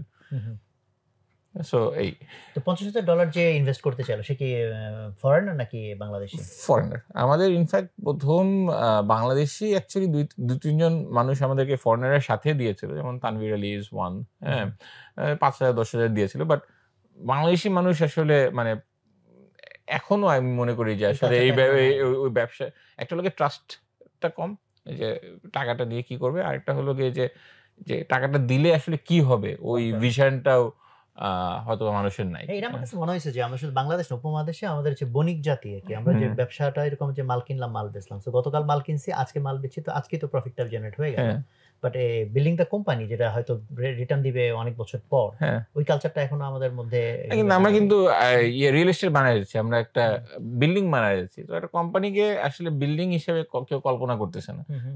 একটা বিল্ডিং বানাতে তো 5-7 কোটি টাকা হয়েছে। আমি চিন্তা করেন ঢাকা শহরে কতগুলো বিল্ডিং, হ্যাঁ, বাট ওটাকে তারা প্রুভেন বিজনেস মনে করে যে খুবই স্ট্যান্ডার্ডাইজড প্রুভেন বিজনেস। বাট এখানে তো হচ্ছে নতুন নতুন আইডিয়া সেটা ফ্লাই করবে কি করবে না আদৌ, সো ওই সেই Correct. জিনিসটা তো একটা সেই জিনিসটা challenge থাকে। সেই রিস্কটা থাকে। সো সেই রিস্কটা আসলে ওই যে রিস্ক নেওয়ার অ্যাপেটাইটটা ওইটা আসলে ওয়ার্ল্ডের বেশি জায়গায়ও নাই। ওটা আসলে concentrated in Silicon Valley. Silicon হ্যাঁ, ভ্যালি ওইটা হলো কি ফেয়ারচাইল্ড, সেমিকন্ডাক্টর এখন ওয়ার্ল্ডের অনেক জায়গায় যাচ্ছে, বাট কপি ওই হচ্ছে। কপি হচ্ছে কিংবা অ্যাপল। এই যে জিনিসগুলো এক জায়গা থেকে বের হয়েছে কেন? কারণ ওই জায়গা থেকে actually they specialized in supporting this kind of businesses. Right, ওদের ইকোসিস্টেমটা ওরা বানাইছে, যে ওদের কোচ হ্যাঁ, মেন্টরিং বলেন, ইনভেস্টমেন্ট বলেন, পিয়ার নেটওয়ার্কিং বলেন। সো হ্যাঁ। আল্টিমেটলি জিনিসটা আসলে অ্যাসেসমেন্ট। হ্যাঁ, যে আ তোমরা যে বলতেছো যে যেমন একটা গল্প আছে না যে কি 'এম্পারারস নিউ ক্লথ', হ্যাঁ? যে এক এত ভালো একটা ফেব্রিক বানাচ্ছে যেটা মানুষ চোখেই দেখতে পারবে না। হ্যাঁ? কিন্তু আসলে কিন্তু এটা একটা ফ্রড। হ্যাঁ? তো সফটওয়্যার ব্যবসাটাও কিন্তু অনেকটা এরকম। হ্যাঁ? যে আমি বলতেছি খুব ভালো একটা ফেব্রিক বানাইছি। হ্যাঁ? কেউ চোখেই দেখতে পারতেছে না। তোমার স্মার্ট না হলে তুমি চোখেই দেখতে পারবে না। হ্যাঁ? সো আসলে ওই জিনিসটা মানুষ মনে করে যে আমরা আসলে ওরকম টাইপের, যে সফটওয়্যার তো দেখা যাচ্ছে না। হ্যাঁ? এটা কি নাকি না? সো ওই জিনিসটা অ্যাসেস করার জন্য you need the right side sort of people যে আসলে বুঝবে যে what sort of program, পটেনশিয়ালিটিটা বুঝবে। না, what sort of effort has gone behind it. হ্যাঁ? এটা যে গ্রোসারি ডেলিভারি করার সিস্টেমটা হয়তোবা একটা এভারেজ মানুষ বুঝবে না। Right, right. the complexity of it. হ্যাঁ, হ্যাঁ। কিংবা আপনার বইয়ের যে ৩ লাখ আছে এটা টাকা। আসলে হ্যাঁ, মানুষের ইমাজিন করার capacity is very low. Right, so ওই স্পেশালাইজেশনটা ডেভেলপ করবে, বাংলাদেশেও করবে। বাংলাদেশ থেকে এখন ধরুন আপনার কোম্পানিতে যারা আছে তারা বুঝবে। হ্যাঁ? সো যেহেতু ওই সিলিকন ভ্যালিতে ওরকম অনেকগুলো কোম্পানি আছে, সো অনেক মানুষ আসলে এই জিনিসগুলো অ্যাসেস করতে পারে। বুঝতে পারে এখন। সো তারপরে যদি আমরা 13 থেকে 15 ওই জার্নিটাতে যাই, ওই জি। সময়ের যেহেতু ওটা তখন আর্লি স্টেজ, জি। আর্লি স্টেজ চ্যালেঞ্জ গুলো আসলে কি মনে করেন? তখনকার মূল চ্যালেঞ্জ গুলো কি এবং কিভাবে আসলে ওভারকাম করতেন এগুলো? তখনকার মূল চ্যালেঞ্জটা আসলে পুরোটাই হলো গিয়ে ডিসিপ্লিনের চ্যালেঞ্জ। হ্যাঁ? যে আমি নতুন একটা কোম্পানি শুরু করছি। আমি আমার এমপ্লয়িদের সাথে কিভাবে ব্যবহার করব? কেউ হয়তোবা আ অনেক কষ্ট করতেছে, তাকে অ্যাপ্রিশিয়েট করতেছি না। আবার কেউ কম কষ্ট করে তাকে বেশি অ্যাপ্রিশিয়েট বেড়াচ্ছে। এই ব্যালেন্সটা কি? হ্যাঁ? কিংবা কেউ এসে বলল যে আমার সেলারি রেইজ লাগবে কিংবা আমি চলে গেলাম। আমি নাহলে আমি চলে যাব। How do you deal with that situation? এখন আপনি তাকে সেলারি রেইজ যদি সাথে দিয়ে দেন, তখন what impact does it have in the salary? So এই যে সেন্স গুলা, এই সেন্স গুলা বিল্ড করাটা হলো গিয়ে important. And we scaled actually quite a lot. মানে ওই ২ বছরে আমরা ধরেন ২ জন ৩ জনের থেকে উই স্কেল টু 100 পিপল, হ্যাঁ? or 150 people. So second level management আসা শুরু করছে। How do you train the managers? হ্যাঁ? তারপরে সিস্টেম গুলো আসা শুরু করছে যে আচ্ছা টাকা আসতেছে, আমাদের মানে অ্যাকাউন্টিং সিস্টেম বলে তো কিছু নাই। হ্যাঁ? আমি একসময় বলতাম যে আমাদের হলো গিয়ে আমাদের অ্যাকাউন্টিং সিস্টেম হলো গিয়ে দান বক্স অ্যাকাউন্টিং। হ্যাঁ? যে আমাদের এখান থেকে গ্রোসারি নিয়ে যেয়ে আমাদের ডেলিভারি দিয়ে এসে, হ্যাঁ, আমাদেরকে যা ইচ্ছা দিয়ে দেয়। এটার আসলে কোনো ট্র্যাক নেই। কি নিয়ে গেছে এটারও ট্র্যাক নেই। কারণ সফটওয়্যারও অত ক্যাপেবল না। কি দিচ্ছে এটারও ট্র্যাক নাই। So I was obsessed in the first 2 years about getting the accounting right. হ্যাঁ? ফাইন্যান্সের ব্যাপারে যে আপনার পায়ে পয়সার হিসাব থাকতে হবে। So I think that is very important যে আপনার ফাইন্যান্সিয়াল আন্ডারস্ট্যান্ডিং কিংবা ফাইন্যান্সিয়াল প্ল্যানিং, যে আমার কতদিন পর আমার টাকা শেষ হয়ে যাবে। Specially in a model like hours, যেখানে আমরা অ্যাকচুয়ালি ডিক্লেয়ার্ড হয়ে গেছে যে আমরা আগামী ৫ বছর কোনো প্রফিটই করব না এবং আমরা জিনিসটা যত তাড়াতাড়ি হচ্ছে আমরা will keep on improving the product. Second একটা জিনিস বলব যে এই পর্যায়ে যে জিনিসটা হয়েছে মানুষজন আসলে, আমি মনে করি এবং মেবি আই এম রং, হ্যাঁ, বাট আমার মনে হয় যে দের ইজ অলওয়েজ প্রেশার যে আপনার ভিশনটাকে একটু ছোট করে ফেলা। হ্যাঁ? ওই প্রেশারটা কিভাবে রেজিস্ট করতে হবে এবং ওই প্রেশারটা কিভাবে ব্যালেন্স করতে হবে। ভিশন ছোট করে হয়তোবা কোম্পানি সার্ভাইভাল এর জন্য ভালো, বাট লং টার্মে গিয়ে হয়তোবা it's not a good thing. So ওই প্রেশারটাকে রেজিস্ট করাটা কিংবা আন্ডারস্ট্যান্ড করাটা এবং কোন জায়গাটায় রিস্ক নিতে হবে। যে আমরা যেমন ২০১৫ ফেব্রুয়ারিতে আমরা 1 hour ডেলিভারি লঞ্চ করি। হ্যাঁ? We were one of the first companies in the world to launch 1 hour delivery. এখন তো অনেকে 15 মিনিট ডেলিভারি করে। আমরা কেন করছিলাম? অ্যামাজন কোথায় জানি নিউ ইয়র্ক টাইমসে লিখছে যে আমরা নিউ ইয়র্কে ২ ঘন্টা ডেলিভারি করা শুরু করব। সো তখন তেজস আর আমি ঢাকায় বসে আছি। ও নিউ ইয়র্কে ২ ঘন্টা ডেলিভারি করতে পারে, আমরা ঢাকায় ১ ঘন্টা ডেলিভারি করতে পারব না না কেন? হ্যাঁ? So at that point we launch 1 hour delivery এবং 1 hour ডেলিভারিটা actually was one of the reasons why we got into Y community. আমরা ১ ঘন্টা ডেলিভারি দিয়ে দিচ্ছি। হ্যাঁ? মানে ইট ওয়াজ নট ইমাজিনেবল যে প্রোডাক্ট সব একসাথে করে ১ ঘন্টার মধ্যে মানুষের বাসায় পৌঁছে যাবে। বাট এখন ডেলিভারি দেওয়া তো আসলে অনেক চ্যালেঞ্জিং, কারণ কত স্ক্যাটার জায়গা থেকে স্ক্যাটার্ড প্রোডাক্টের মানে না, তখন আসলে আপনি প্রোডাক্টটাকে সেন্ট্রালাইজ করে ফেলতে হবে। এখন আপনার তখন যেমন কি আপনি জাস্ট ইনভেন্টরিতে যা ছিল ওইটাই শুধু ডেলিভারি করতেন? নাকি আমি মার্কেট থেকে কিনে আনতাম, মার্কেট থেকে কিনে আনতে হয়তো 20 মিনিট 25 মিনিট থাকতো, বাট আই নো যে টপ 2000 প্রোডাক্ট কি, top 2000 product contributes 84% of my so যখন আমাদের ওয়েবসাইটে কিন্তু দুইটা সেকশন আছে, যে ইমিডিয়েট ভার্সেস ওই যে আগে ছিল কচ্ছপ আর খরগোশের, এখনো আছে কচ্ছপের, এখনো আছে কচ্ছপের ঘোড়া। হ্যাঁ, সো ওই জিনিসটা আসলে বেসড অন ইউর ইনভেন্টরি। এখন হয়তো বা মানুষ বুঝে না আমাদের একটু ইনভেন্টরি হয়তো বা কম আছে, বাট ইনভেন্টরি যদি বেশি থাকে we should be able to deliver, যা স্টকে আছে সেটা তো আমি ডেলিভারি করতেই পারি। সো 1 ঘন্টা ডেলিভারিতে তখন কি আপনাকে টিমকে এনাফ স্কেল করা লাগে নাই, প্লাস বাট ফিনান্সিয়াল ইনজুরি না, আমাদের মতে ফাইন্যান্সিয়াল ইম্প্যাক্ট বেশি না, কারণ আমরা সবসময় সাইকেল কিংবা বাইসাইকেলে ডেলিভারি করতাম। সে যদি সারাদিনে 3 ঘন্টা, তখন তো আপনার পুরো ওয়্যারহাউস কি তখন একটাই ছিল? একটা ওয়্যারহাউস ছিল, আমরা ওই ওয়্যারহাউসের আশেপাশে লঞ্চ করছি। উত্তরার জন্য শুধু 1 আওয়ার ডেলিভারি। আচ্ছা আচ্ছা, মানে তো পুরো ঢাকার জন্য না, পুরো ঢাকার জন্য 1 আওয়ার। ওয়াই কমান্ডারে ঢোকার পরে আমি যে আচ্ছা উত্তরে তো 1 আওয়ার ডেলিভারি, উত্তরে ওয়্যারহাউস বেশি হচ্ছে, ঢাকার অর্ডার গ্রো করতেছে না, সেকেন্ড ওয়্যারহাউস আমরা শুরু করি ওয়াই কমান্ডারে থাকতে। ওকে, হ্যাঁ, তারপরে আমরা মনে হয় 2018 তে মনে হয় 6টা ওয়্যারহাউস ছিল। সো তারপরে স্কেল করে আইএফসি আসার পর আমরা এখন 18টা ওয়্যারহাউসে যাব, আমরা সবকটা থেকে 1 আওয়ার ডেলিভারি করব। আচ্ছা আচ্ছা। ইনফ্যাক্ট আমরা এট ওয়ান পয়েন্ট আমরা অনেকেই বলতাম যে যাত্রাবাড়িতে আপনার ডেলিভারি দেন না, টু ফার। সো উইক মানে পুরো ঢাকা শহরও আমরা অ্যাকচুয়ালি 2018 পর্যন্ত আমরা পুরো ঢাকা শহরে ডেলিভারি দিতাম না। ওকে, তো আমি এখন যে প্রশ্নটা করতে চাই সেটা হলো যে একটা স্টার্টআপ মুড যখন থাকে তখন তো বললেন ওই যে নিজে টেবিলটা বানায় এনে বসে যাও, স্টার্টিং ফ্রম দ্যাট, যখন কোনো প্রসেস নাই, সিস্টেম নাই, কিছুই নাই, সামহাউ কিছু মানে survival, starting from that to আপনি যখন 100 জন 200 জন 300 জনের টিম বানাচ্ছেন, তখন some sort of management should be there, যেটা আপনি বললেন অলরেডি চ্যালেঞ্জ হচ্ছে, কেউ এসে বলতেছে চাকরি ছেড়ে দেবে, বেতন বাড়ায় দাও, ইত্যাদি ইত্যাদি ইত্যাদি। সো এই যে ট্রানজিশনাল জায়গাটা, তো তখন যেভাবে আগে চলছে সেইভাবে কিন্তু পরে চলতেছে না। এই যে গিয়ার শিফট, এই শিফটটা কতটুকু কনসিয়াস ছিল, বা এটা কি আপনাকে মানে জাস্ট আপনি কমন সেন্স দিয়ে নেভিগেট করে ফেলছেন, নাকি আপনাকে লার্ন করতে হয়েছে how to manage, how to? না, আমি তো দেখেন আমার এডুকেশন কিন্তু ইজ ইন বিজনেস। হ্যাঁ, ওয়ার্ল্ডের best business group, so I know how to shift the gear. In fact আমি 1 লাখ মানুষের অর্গানাইজেশন চালানো হয়তো বা আগে I had ideas of it then ছোট অর্গানাইজেশন। হ্যাঁ, and I used to read a lot. So আপনি বই পড়ে কিন্তু এগুলো অনেক শিখতে পারবেন, এবং এগুলো ক্লু বহুত জায়গায় আছে। হ্যাঁ, গিয়ার শিফটের ক্লু কি, কি ম্যানেজমেন্টের ক্লু কি। হ্যাঁ, মানে তাহলে এটা কিন্তু বলা যায় জাস্ট কমন সেন্স থেকে হয়ে গেছে তা না, মানে you have to seriously put effort on the study. Problem face করতেছেন, ইউ হ্যাভ টু, অনেক সাথে কথাও বলতে হতে পারে যে এটা কি করবো, করবো। কমন সেন্স থেকে এটা আসলে 4টা অপশন আছে, আমি কিভাবে বুঝবো যে কোনটা correct option? There is no way for me to know, সুযোগ নাই না। ওকে, সো ধরেন 15তে যখন এসে আপনি ওয়াই কম্পিউটার থেকে আপনার যখন ফান্ডটা রেজ করলেন প্রায় কত $3.5 মিলিয়ন, সো সেটা তো একটা sizeable amount of money. So তারপরের যে এক্সপ্যানশন, ওখানে আপনাদের মানে ম্যাজিকটা কি ছিল? কারণ 1 আওয়ার ডেলিভারি তো আপনারা আগেই ডিক্লেয়ার করেছেন। So next phase of growth আসলে fuel হইছে। Next phase of growth was very simple. Next phase was a system যা আছে, সিস্টেমটাকেই জাস্ট স্কেল করো। And in fact 2015 থেকে 17 পর্যন্ত we had phenomenal growth. মানে very good, মানে by global standards. 2017 এসে আমার হিসাব ছিল যে আমাদের যে গ্রোথ গ্লোবাল, সো এখন বই পড়ার মধ্যে একটা সমস্যা আছে, বইয়ের মধ্যে আসলে অনেক রিয়ালিটির অনেক জিনিসপত্র ক্যাপচার হয় না। হ্যাঁ, তো আমি বই পড়ে তো অত দূরে আসছি, আমার ইয়ে হলো যে আচ্ছা এই নাম্বারস আছে ওয়ার্ল্ড ওয়াইড, আমি তো ওয়ার্ল্ডের ওয়ান অফ দ্য টপ 3%-এ আমার মাই মেট্রিক্স। তখন আমি আমাদের ডেক বানায় পাঠালাম টু ওয়ার্ল্ডের top VC, Andreessen Horowitz, founders fund, everyone took a meeting with us. Meeting করে প্রথম মিটিং, আবার কয়েকটা সেকেন্ড মিটিংও করছে।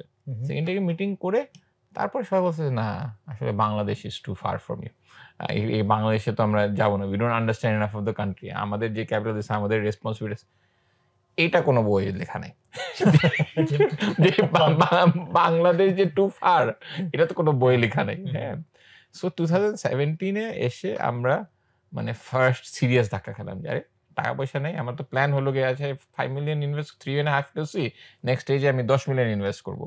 হ্যাঁ, this is no ইয়ে। So at that point basically আমার আবার মানে চাল্লালের যে জার্নিটা, চাল্লালের আই থিঙ্ক আমাদের এক্সিকিউশনে আমাদের আসলে এত মিস্টেক আমরা করি নাই। হ্যাঁ, মানে এক্সিকিউশনে অবশ্যই মিস্টেক করছি, but mistake is also learning.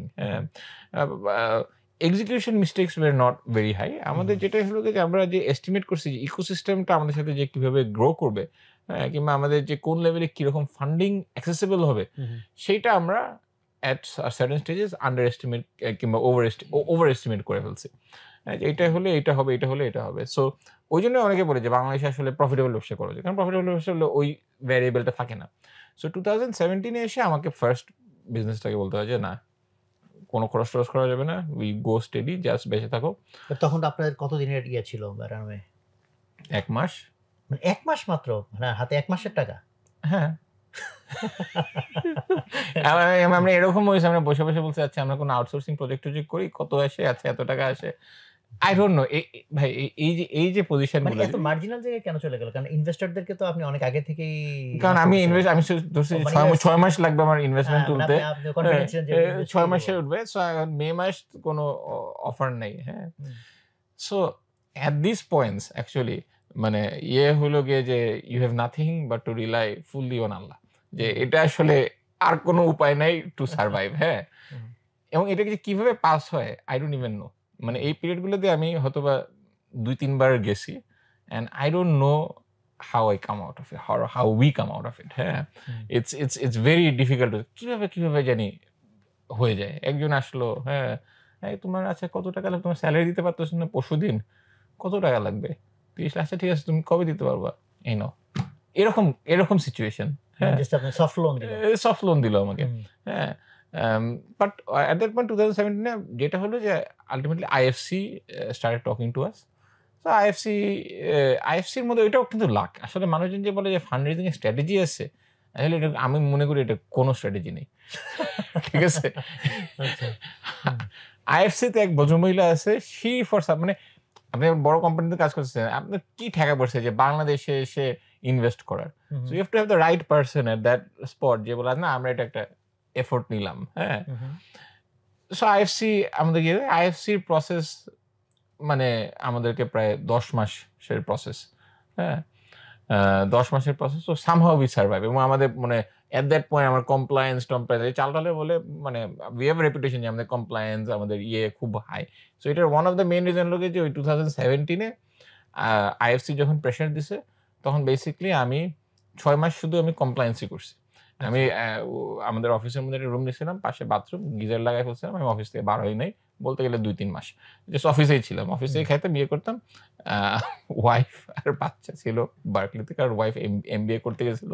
আর মনে হয় তাদের সাথে 6 মাসে 2 বার ফোনে কথা হয়েছে। That's it. মানে বাচ্চা তখন ছোট অনেক, but these are sacrifices that had to be made. Because I'm focused on fixing, let's say, accounting system. Accounting system মানে 200টা ডিম আছে, তার মধ্যে 4টা ডিম ভাঙছে, ওটার অ্যাকাউন্টিং লাগবে।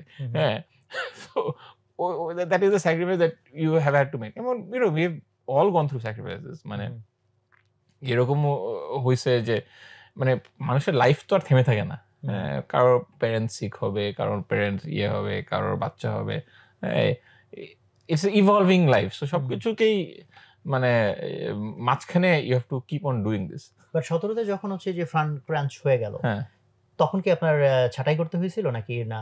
17তে আমার সেরকম ছাঁটাই করতে হয়নি, বাট আমি স্যালারি মনে হয় কমাইছিলাম। হ্যাঁ, আমি সবাইকে বলছিলাম দেখো 2-3 মাস স্যালারি না দিতে, তো 17তে আমার স্যালারি আমি কনসিস্টেন্টলি আমরা দিতে পারছি। We did not miss the salary deadline. কিভাবে জানি হয়ে গেছে। 17তে মে মাস না জুন মাসে যখন আমাদের ফান্ড ক্রাঞ্চ চলতেছে, at that point IFC had indicated যে আমরা ইন্টারেস্টেড। হ্যাঁ, সো ইন্ডিকেটর যখন একটা হোপ চলে আসছে, হোপ কিন্তু খুব বড় জিনিস।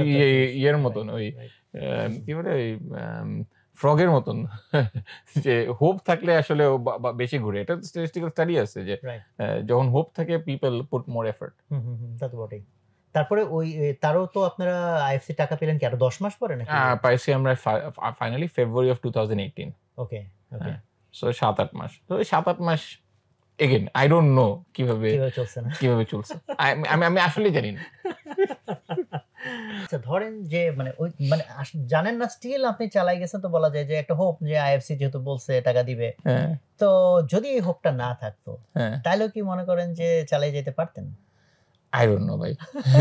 আমি এটা আসলে আমার বলার পক্ষে না। আমার যেটা মনের মধ্যে আছে যে আমি তো কোনো হারাম কিছু করতেছি না, তাহলে এটা কেন ফেল করবে? আচ্ছা, না হতে পারে হালাল কিছু ফেল করতেই পারে, বাট এটা মানে এটা আল্লাহর একটা টেস্ট হইতেও পারে। হ্যাঁ, হইতে পারে। আল্লাহর প্ল্যানিং তো আসলে আমরা কেউই বুঝি না। রাইট। তো এখন আইএফসি তে যখন আপনি মানে ইনভেস্টমেন্টটা পেয়ে গেলেন 18 তে, হ্যাঁ, তারপরে তো কি আপনি আবার সুপার তারপরে গ্রো করতেছি, আইএফসি গ্রো করতেছি, আইএফসি গ্রো করতেছি। ওই সময়ের চ্যালেঞ্জটা কি? ওই সময় তো আপনার হাতে এনাফ ফান্ড আছে, কোনো চ্যালেঞ্জ ছিল নাকি জাস্ট ওই সময় চ্যালেঞ্জটা আসলে মেইনলি ফেস করছি যে আইএফসির একটা কন্ডিশন ছিল যে আমরা বাংলাদেশি ইনভেস্টরকে অনবোর্ড করতে হবে। সো আইএফসি যখন ইনভেস্ট করছে তখন আইডিএলসি বলছে, আইডিএলসি কিন্তু আমাদের লোন দেয় না, আমাদেরকে ইকুইটি দিবে। তো এটাও কিন্তু আসলে খুবই কি বলবো ওই যে আজগুবি টাইপের ব্যাপার। ওখানে আরিফ ভাইয়ের মতন একজন মানুষ ছিল যে আসলে এসিসি থেকে লিখে আসছে, ওরকম মানুষ আইডিএলসি তে ছিল। IDLC IFC invest, so it's about the people. So Arif ভাই এন্ড জাভেদ ভাই তারা বললো না আমরা এটাকে করবো আইডিএলসির মতন একটা ইনস্টিটিউশন, যেটা আমরা দাঁড়া করাবো, যেভাবে হোক আমরা আইডিএলসি থেকে ইনভেস্ট করবো এবং এটা যত রেগুলেশন লাগে we will go through it. So ওই 2018 আমার মেইন চ্যালেঞ্জ ছিল হলো যে আইডিএলসির এগ্রিমেন্টটাকে রেডি করা। এইটা যে কি কমপ্লিকেটেড একটা জিনিস, এটা এবং এই এগ্রিমেন্টের উপরে কিন্তু এখন অনেক স্টার্টআপ ফান্ডেড। হ্যাঁ, এখানে এমএসিআর যারা স্টার্টআপ করেছে, এমএসিআর নামে একটা শব্দ আছে বাংলাদেশে, ওইটা আসছে ওই এগ্রিমেন্টের থেকে। এবং ওইটার জন্য মানে we had some of the best lawyers involve, এবং খুবই মানে নেগোসিয়েশন। ওখানে আসলে আমি ল শিখছি ওই 1 বছর। আমি ল, আমার এডুকেশন অন ল, যে কিভাবে কন্ট্রাক্ট নেগোসিয়েশন হতে হবে, এইটা হলে কি হবে, ওইটা হলে কি হবে, এইটা হলে ওই কন্ট্রাক্টটা আমার ওয়াজ দ্য মেইন চ্যালেঞ্জ। চাল ডাল ওয়াজ গ্রোয়িং। 2019 এসে যে চ্যালেঞ্জটা হলো, 2019 আসলে চ্যালেঞ্জ হলো যে বাংলাদেশে একটা নতুন ইনভেস্টরকে আমরা অনবোর্ড করতে যাচ্ছি, হ্যাঁ, যে ইজ নট আইডিএলসি, যে প্রাইভেট ইন্ডিভিজুয়াল। সো তাকে কমফোর্ট দেওয়াটা ওয়াজ দ্য চ্যালেঞ্জ। হ্যাঁ, আমি এক্সপেক্ট করছিলাম, তারা বলছিল যে আমাকে জুলাই মাসে টাকা দেবে, ওখানেও গিয়ে দেখা গেল যে জুলাই এরটা হয়ে গেল ডিসেম্বর। হ্যাঁ, বিকজ তাদের ডিউ ডিলিজেন্স কমফোর্ট পেতে ওই সময় লাগছে। তো ওখানেও 3-4 মাস আবার আমার ওই টাইট অবস্থা। সো সো এই যে এই আননোনটা আসলে বাজেট করলেও হয় না। যেমন আমি বাজেট করে রাখছি ধরেন 1 বছর, একটা জিনিস 3 বছর চলতেই পারে। How do you go through this? তো এই জায়গাটাতে আমি আরেকটা জায়গায় একটু টাচ করতে চাই, সেটা হচ্ছে যে ব্র্যান্ডিং মার্কেটিং। এটা তো একটা খুব ইম্পর্টেন্ট জায়গা। তো এই জায়গাটাতে যে জিনিসগুলো মোটামুটি আসছে, এর মধ্যে এই অংশটা এখনো আমাদের টাচ হয় নাই। ওই জায়গাটাতে আপনাদের স্ট্র্যাটেজি কেমন ছিল, কেমন রকম বাজেট আপনারা স্পেন্ড করছেন, তারপরে পার ডলার আপনার মানে এক্সপেক্টেড কেমন ছিল, রেভিনিউ টার্গেট, ওই জায়গাটা কি একটু টাচ করবেন কিনা? আচ্ছা, সো আমরা I think we were probably one of the first people in the country to use Google AdWords. হ্যাঁ, মানে 2013 আমরা ইউজ করছি।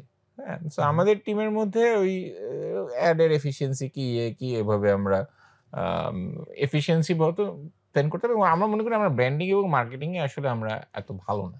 হ্যাঁ, সো আমরা মেকানিক্যাল যে 3-4টা ফেসবুক পোস্ট যেতে হবে, গুগল অ্যাডওয়ার্ডে অ্যাডগুলো রাখবা। হ্যাঁ, আর টেলিসেলস ওয়াজ আ থিং, যে রেফারেল কিভাবে আসে না কিনা। এখন পর্যন্ত আপনার টেলিসেলস খুব বিখ্যাত, লোকজন ফোন টোন দেয়। হ্যাঁ, লোকজন আমাদের telesales is the most effective of all marketing. So telesales আমরা শুরু করছিলাম খুব সম্ভবত 2018 এই শুরু করছি আমরা। আচ্ছা, এই যে টেলিসেলসে ফোন দিলে তো দেখি অর্ডার আসতেছে।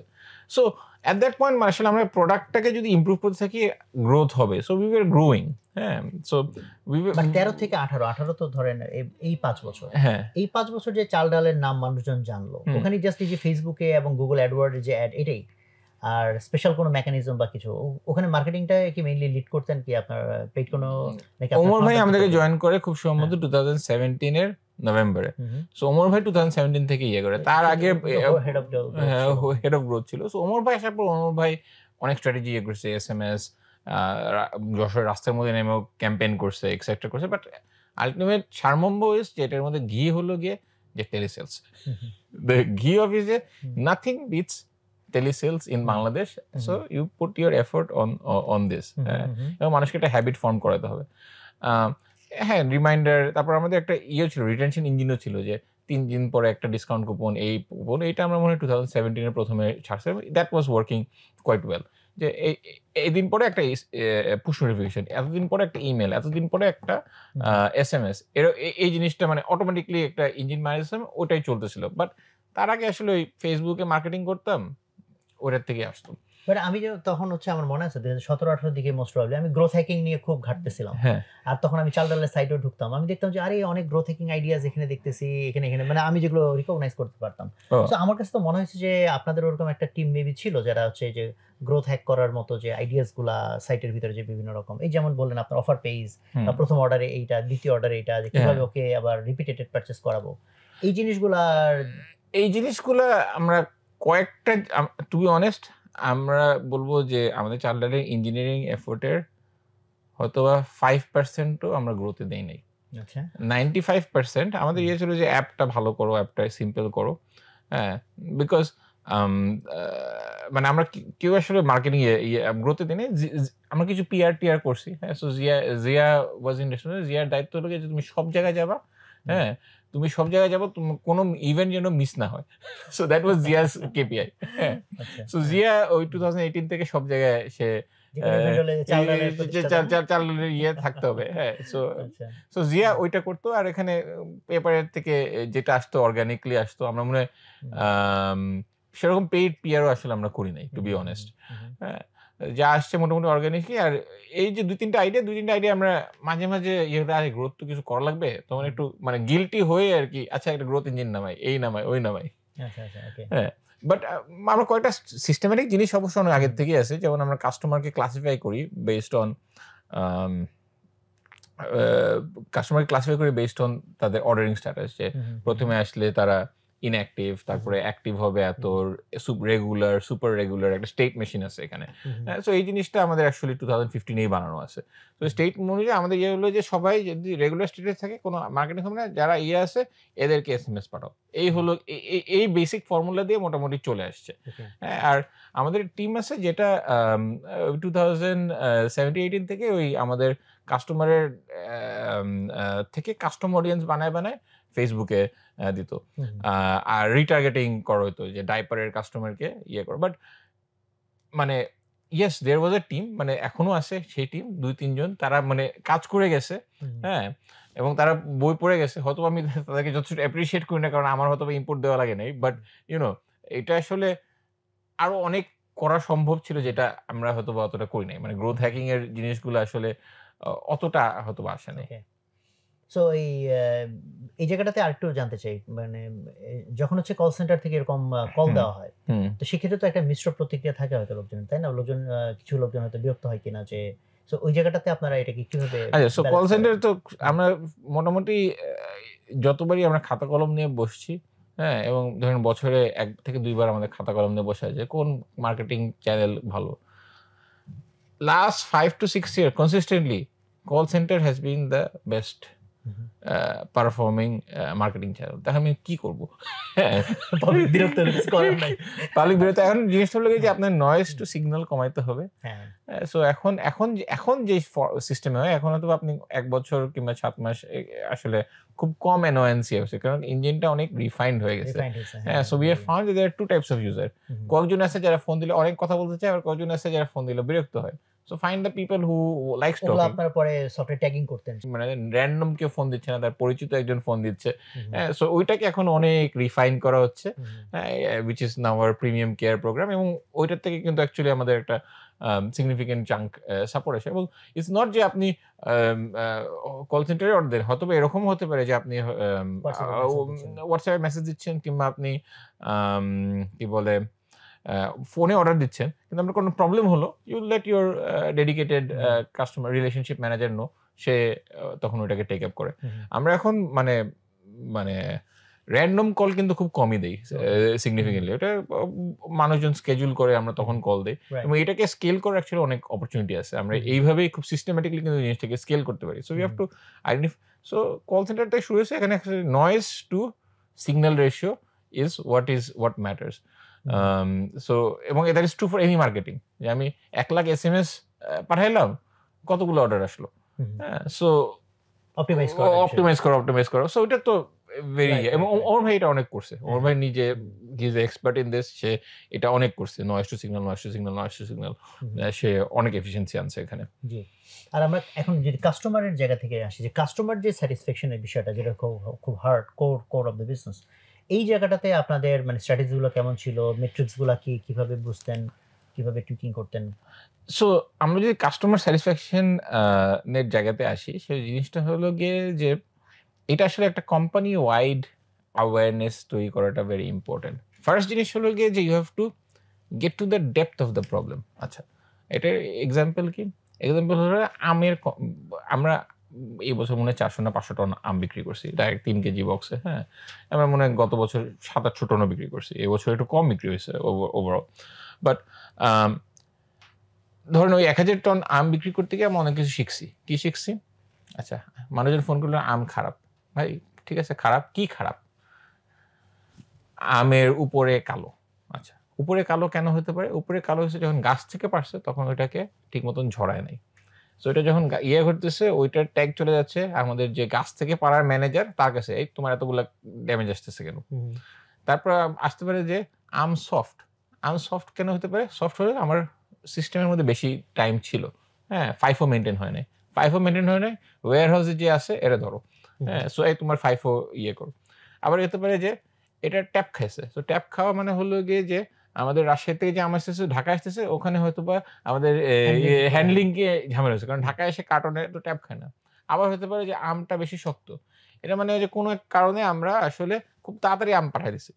সো ওই আম খারাপটাকে আসলে 4 টা ভাগে ভাগ করতে হবে। এবং কল সেন্টারে আসলে তখন আমাদের কাস্টমার সার্ভিস এজেন্ট সিলেক্টস যে আম এইটা খারাপ, এই খারাপ, হ্যান খারাপ। And we have done the same with rice. হ্যাঁ, এবং রাইসও আমাদের আলহামদুলিল্লাহ complain has come down. So এটা একটা করে প্রোডাক্ট ধরে মানে ইটস অ্যাবাউট এটা প্রত্যেকটার রুট কজ আছে। হ্যাঁ, সো রুট কজটাকে আইডেন্টিফাই করে if you can send it to the person and identify to the process, then it will reduce. এবং এইটার পেছনেই আমাদের এফোর্টটা গেছে। আমাদের যে 10-11 বছর to come up with this systems, যে কোনটা কিভাবে হ্যান্ডলিং করতে হবে, কোনটা কতক্ষণ রাখা যায়, কোনটা কতক্ষণ ফাস্ট ডেলিভারি করা যায়। কাস্টমার সার্ভিসে এখন আমাদের মেইন 2টা কমপ্লেইন, একটা হলো গিয়ে লেট ডেলিভারি, আর একটা হলো মিসিং। সো মিসিংটা মোটামুটি আমরা ধরেন সফটওয়্যার হোক হোক ফাইন্ড করতে 0 নিয়ে আসছি। লেট ডেলিভারিটা is a very challenging problem, যেটা নিয়ে আমরা একটু কল শুরু হওয়ার আগে করছিলাম যে এখন আসলে আমরা কমিট করব যে কাউকে যে 1 ঘন্টা ডেলিভারি করব। হ্যাঁ, আমি এটা এই কমিটমেন্টটা কিসের বেসিসে দিচ্ছি? আপনার বাসা হয়তোবা হতে পারে পল্টনে, হ্যাঁ, অ্যান্ড আমাদের ওয়্যার হাউস হতে পারে আরামবাগে। সো পল্টন থেকে আরামবাগ যদি হয়, মাঝখানে যদি একটা মিছিল পড়ে, হ্যাঁ, তাহলে লেট ডেলিভারি হতেই পারে।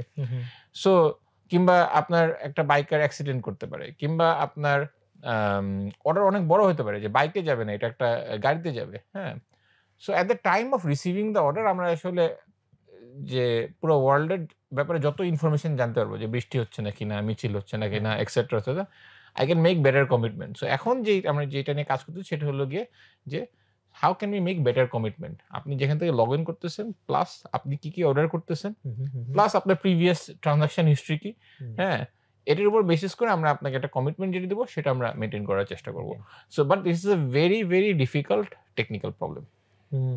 সো মেনি ফ্যাক্টরস এবং সবকটাই একটু ইনফ্লুয়েন্স করবে, এবং আপনার যে সিস্টেম আছে সেটাকেও আপনার প্রেডিক্ট করতে হবে। রাইট। সো আমি 2018-তে যেহেতু আমরা আলোচনাটা ওই পর্যন্ত গেছে, 18 বা 19, তখন আপনাদের টোটাল এমপ্লয়ি কত সংখ্যা রাফলি? 2000 করোনা শুরুতে আমাদের এমপ্লয়ি ছিল হলো গিয়ে করোনার সময় 2020-এর মার্চ। 2020-এর মার্চ, হ্যাঁ, 2020-এর মার্চে আমাদের এমপ্লয়ি ছিল 900। ওকে, এটা আমি খুব ভালোভাবে জানি, কারণ যেদিনকে করোনা শুরু হয়েছে সেদিনকে আমার এমপ্লয়ি আসে 300 জন, 600 জন আসে নাই। তো তখন রাফলি কেমন অর্ডার আপনাদের হ্যান্ডেল করতে হতো পার ডে? মানে কতজন এমপ্লয়ি আসলে? তখন আই থিংক অ্যাবাউট 2000। হ্যাঁ। সো সেখান থেকে অ্যাকচুয়ালি এই ডেটাটা বলার কারণ হচ্ছে যে কেউ একজন যখন এই ধরনের প্ল্যান করে তার ওই রেশিওটা বোঝার ক্ষেত্রে আমি হ্যাঁ, কিন্তু আমার এই পর্যন্ত আসতে হয়তো 2018 পর্যন্ত নাও লাগতো। আমার এখানে ধরেন 1-1.5 বছর গেছে শুধু ফান্ডিং এর পিছনে এফোর্ট। হ্যাঁ, তো এটা সিস্টেম মেইনটেইন, মানে ফান্ডিং আসে নাই কিংবা ফান্ডিং ডিলে হয়েছে। আমার এখানে ওই 2000 অর্ডারে আসলে পৌঁছে যাওয়ার কথা বাই 2017। বাট 2000 অর্ডার হ্যান্ডেল করার জন্য যে 900 লোক লাগতেছে, সেই জায়গাটা আপনি যদি চিন্তা করেন যে সেটা কি একটা হেলদি রেশিও নাকি এটা আরো অপটিমাইজড? না, এটা আরো অপটিমাইজড। এটা আপনার অ্যাকচুয়ালি হওয়া উচিত যে 900 মানুষ 900 মানুষ should be handling about like 6 থেকে 7,000 order. That would be a very healthy ratio. কিন্তু আপনি আমার অর্ডার কিন্তু এবং ধরেন অন্যান্য ই-কমার্স অর্ডার কিন্তু ডিফারেন্ট। আমরা কিন্তু একটা আইটেম বিক্রি করি না। আমরা কিন্তু একটা অর্ডারে 13-14টা আইটেম বিক্রি করি। হ্যাঁ? সো এভাবে হিসাব করলে আপনি ধরেন 2000 টাইমস 13 26,000 আইটেম প্রতিদিন সিস্টেম দিয়ে যাচ্ছে। সেক্ষেত্রে ওটা কি মানে আপনার জন্য ইউনিটে লস হতো কিনা মানে পার ইউনিটে না, পার ইউনিটে আমার তখন লস হতো না।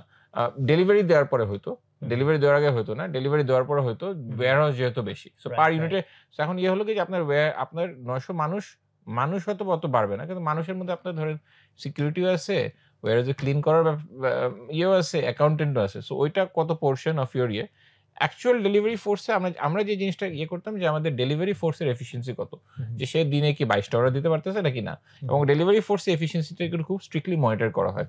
এবং তাছাড়া আমাদের যেটা আর কি ধরেন ফিক্সড ফোর্স, যে আমার ওয়্যারহাউসে ক্লিনিং, আমার ওয়্যারহাউসে সিকিউরিটি, এইটার কস্টটা আসলে একটা ওয়্যারহাউস থেকে যদি আমি 400 অর্ডার করি ভার্সেস 800 অর্ডার করি, এই কস্টটা বাড়বে না। সো এইটাকে আমরা আলাদা করে আমরা সবসময় মনিটর করি।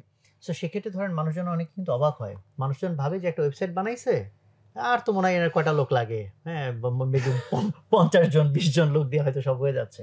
সো ডেফিনেটলি আমি মনে করি যে এই পর্যায়ে এসে যারা শুনতেছে তারা অনেকে তো অবাক হইতে পারে যে ভাই এত লোক কোথায় লাগে।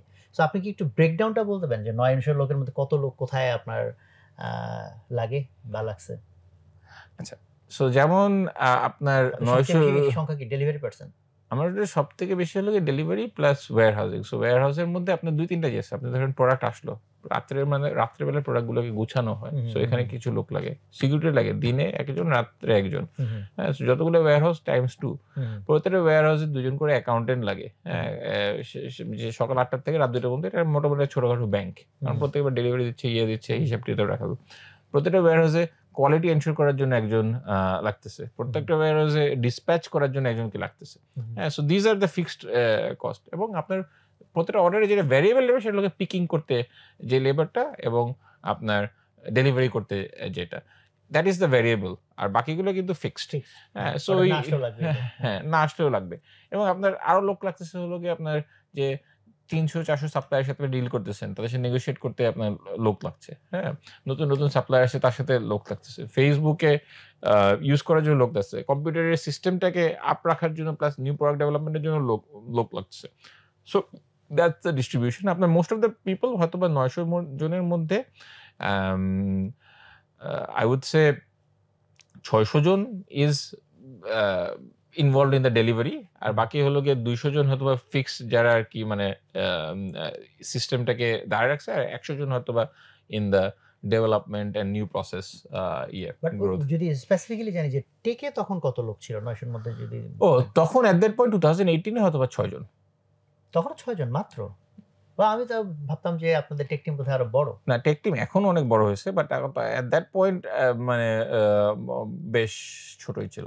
আচ্ছা, সো টেক টিম বেশ ছোট ছিল, বাট আমাদের মানে টেক টিমের র‍্যাপিড ডেভেলপমেন্টটা হয়েছে অ্যাকচুয়ালি 2021 থেকে।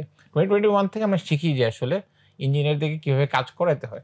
আচ্ছা, না 21 এ যাব আমি, তার আগে তার আগে যে করোনা তো যে বলে কারো পৌষ মাস কারো সর্বনাশ, তো করোনা তো বোধহয় আপনাদের জন্য পৌষ মাস হিসেবেই আসছে। আসলে করোনা যেদিন ইস্যু হয়েছে সেদিনকে আমাদের কয়েকটা ডিসিশন আমরা নিয়েছিলাম, এবং এই ডিসিশনগুলা আসলে মানে এই ডিসিশনগুলোর কারণেই আসলে জিনিসটা এক্সিকিউটেড হয়েছে। সো করোনা যখন আসতেছে শুনতেছি, হ্যাঁ, আই থিঙ্ক আলটিমেটলি 26শে মার্চ তারা অ্যানাউন্স করে যে শাটডাউন। হ্যাঁ, সো আমাদের মনে 22 তারিখে আমি ম্যানেজমেন্ট মিটিংকে করলাম যে করোনা আসতেছে, হতেছে, কি করবা? হ্যাঁ, সো আমি তো এট দ্যাট পয়েন্ট মনে হয় যে এরকম যদি আসে, কারণ লকডাউন অন্যান্য দেশে হয়েছে, বাংলাদেশে যদি লকডাউন হয়, চাল ডাল আমরা গ্রোসারি খাওয়ার দিয়ে মানুষের খাওয়ার লাগবে, মানুষজন বাজারে গেলে বরং করোনা বেশি হবে। সো আমাদের সার্ভিস আমাদের লাগবে। সো আমাদের ফুল ম্যানেজমেন্ট, আমরা তো এরকম হতে পারি না আমরা পাশাপাশি থাকবো, সবাই ডেলিভারি দিবে, আমরা ফুল ম্যানেজমেন্টকে আমরা হোটেলে মুভ করবো। সো 23 তারিখে বেসিক্যালি আমরা ইয়ে করছি যে এখন বাসায় করোনা হচ্ছে, আপনি বাসায় যাবেন না, ইয়ে করবেন। 23 তারিখে সব হোটেল খালি হয়ে যাচ্ছে ঢাকা শহরে। সো আমাদের একজন মানে পরিচিত একজন, ভাই তোমার হোটেল তো খালি হয়ে গেছে, পুরো হোটেল ভাড়া দিব নাকি না।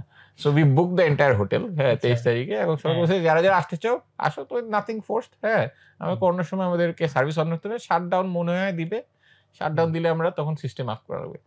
So that was I think যে আমরা প্রত্যেকদিন হোটেলে মানে ফার্স্ট যেদিন রাত্রে সেদিনকে আমি গাড়ি নিয়ে বেরোচ্ছি, রাস্তা মানে খালি, মানে ঢাকা শহর ইজ লাইক গোস্ট টাউন, ভুতুরে, পুরো ভুতুরে অবস্থা। হ্যাঁ, এইদিকে মানে এদিকে এদিকে আমার বাসা থেকে আমার ওয়াইফ বলে কি করতেছো, হ্যাঁ, এ বলে কি করতেছো, আমার মানে ফ্যামিলির সিনিয়র মানুষ বলছে কি করতেছো, আমি বলি না, it is the right decision. হ্যাঁ, সো ওই জায়গাটা আই গট এ, আমার ফ্যামিলি না মানে এমপ্লয়ীদের ফ্যামিলি থেকেও ইয়ে আছে যে কি করতেছে, হ্যাঁ, কিংবা যে মানে এই এরকম সিচুয়েশনে এরকম ডিসিশন নেওয়া।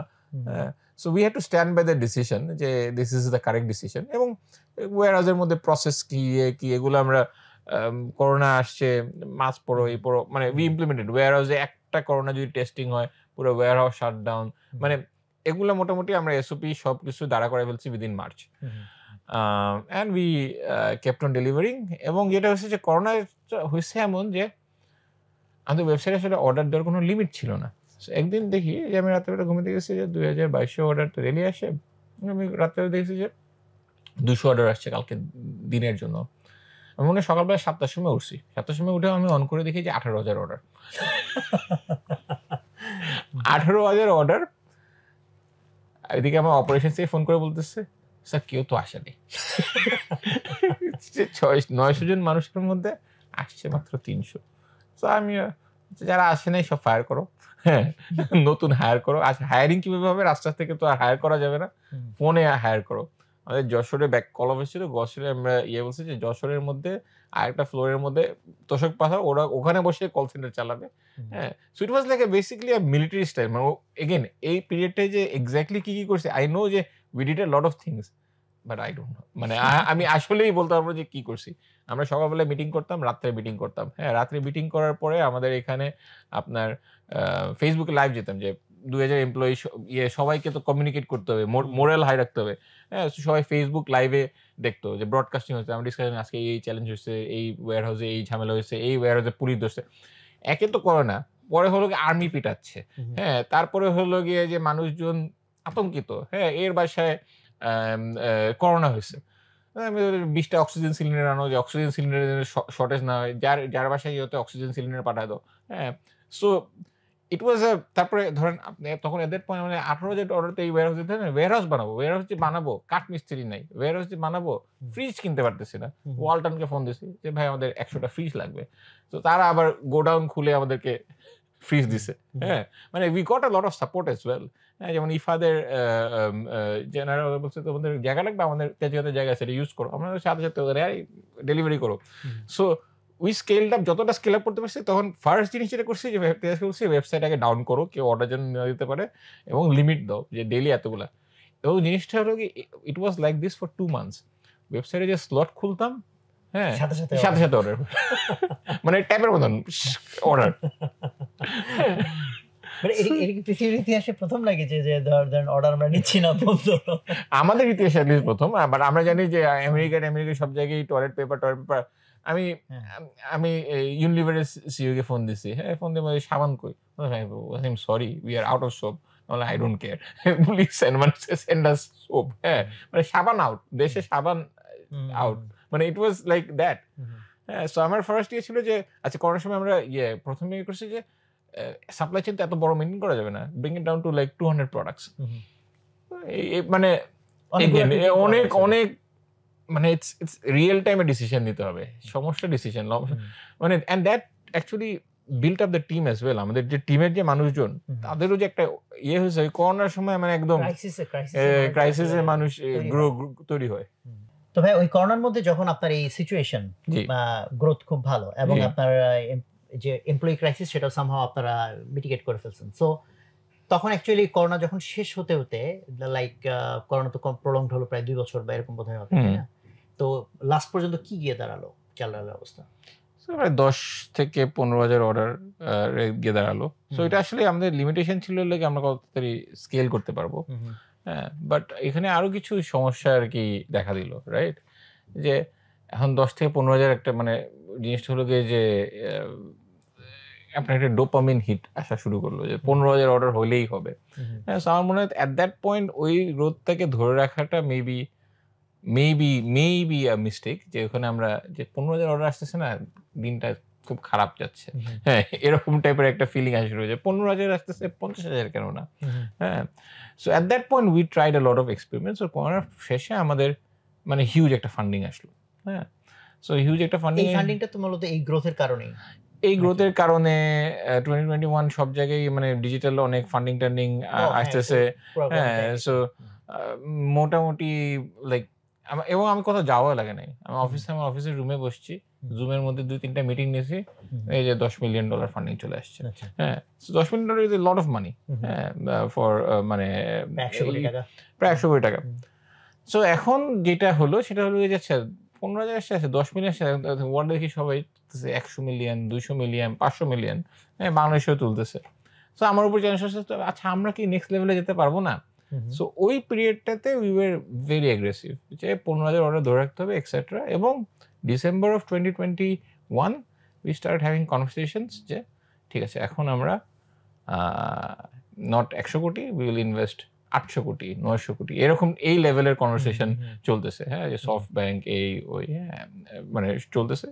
অ্যান্ড আমাদের টিমও খুব যেমন কোনোভাবে গ্রোথ কমানো যাবে না, keep the growth up, conversation চলতেছে।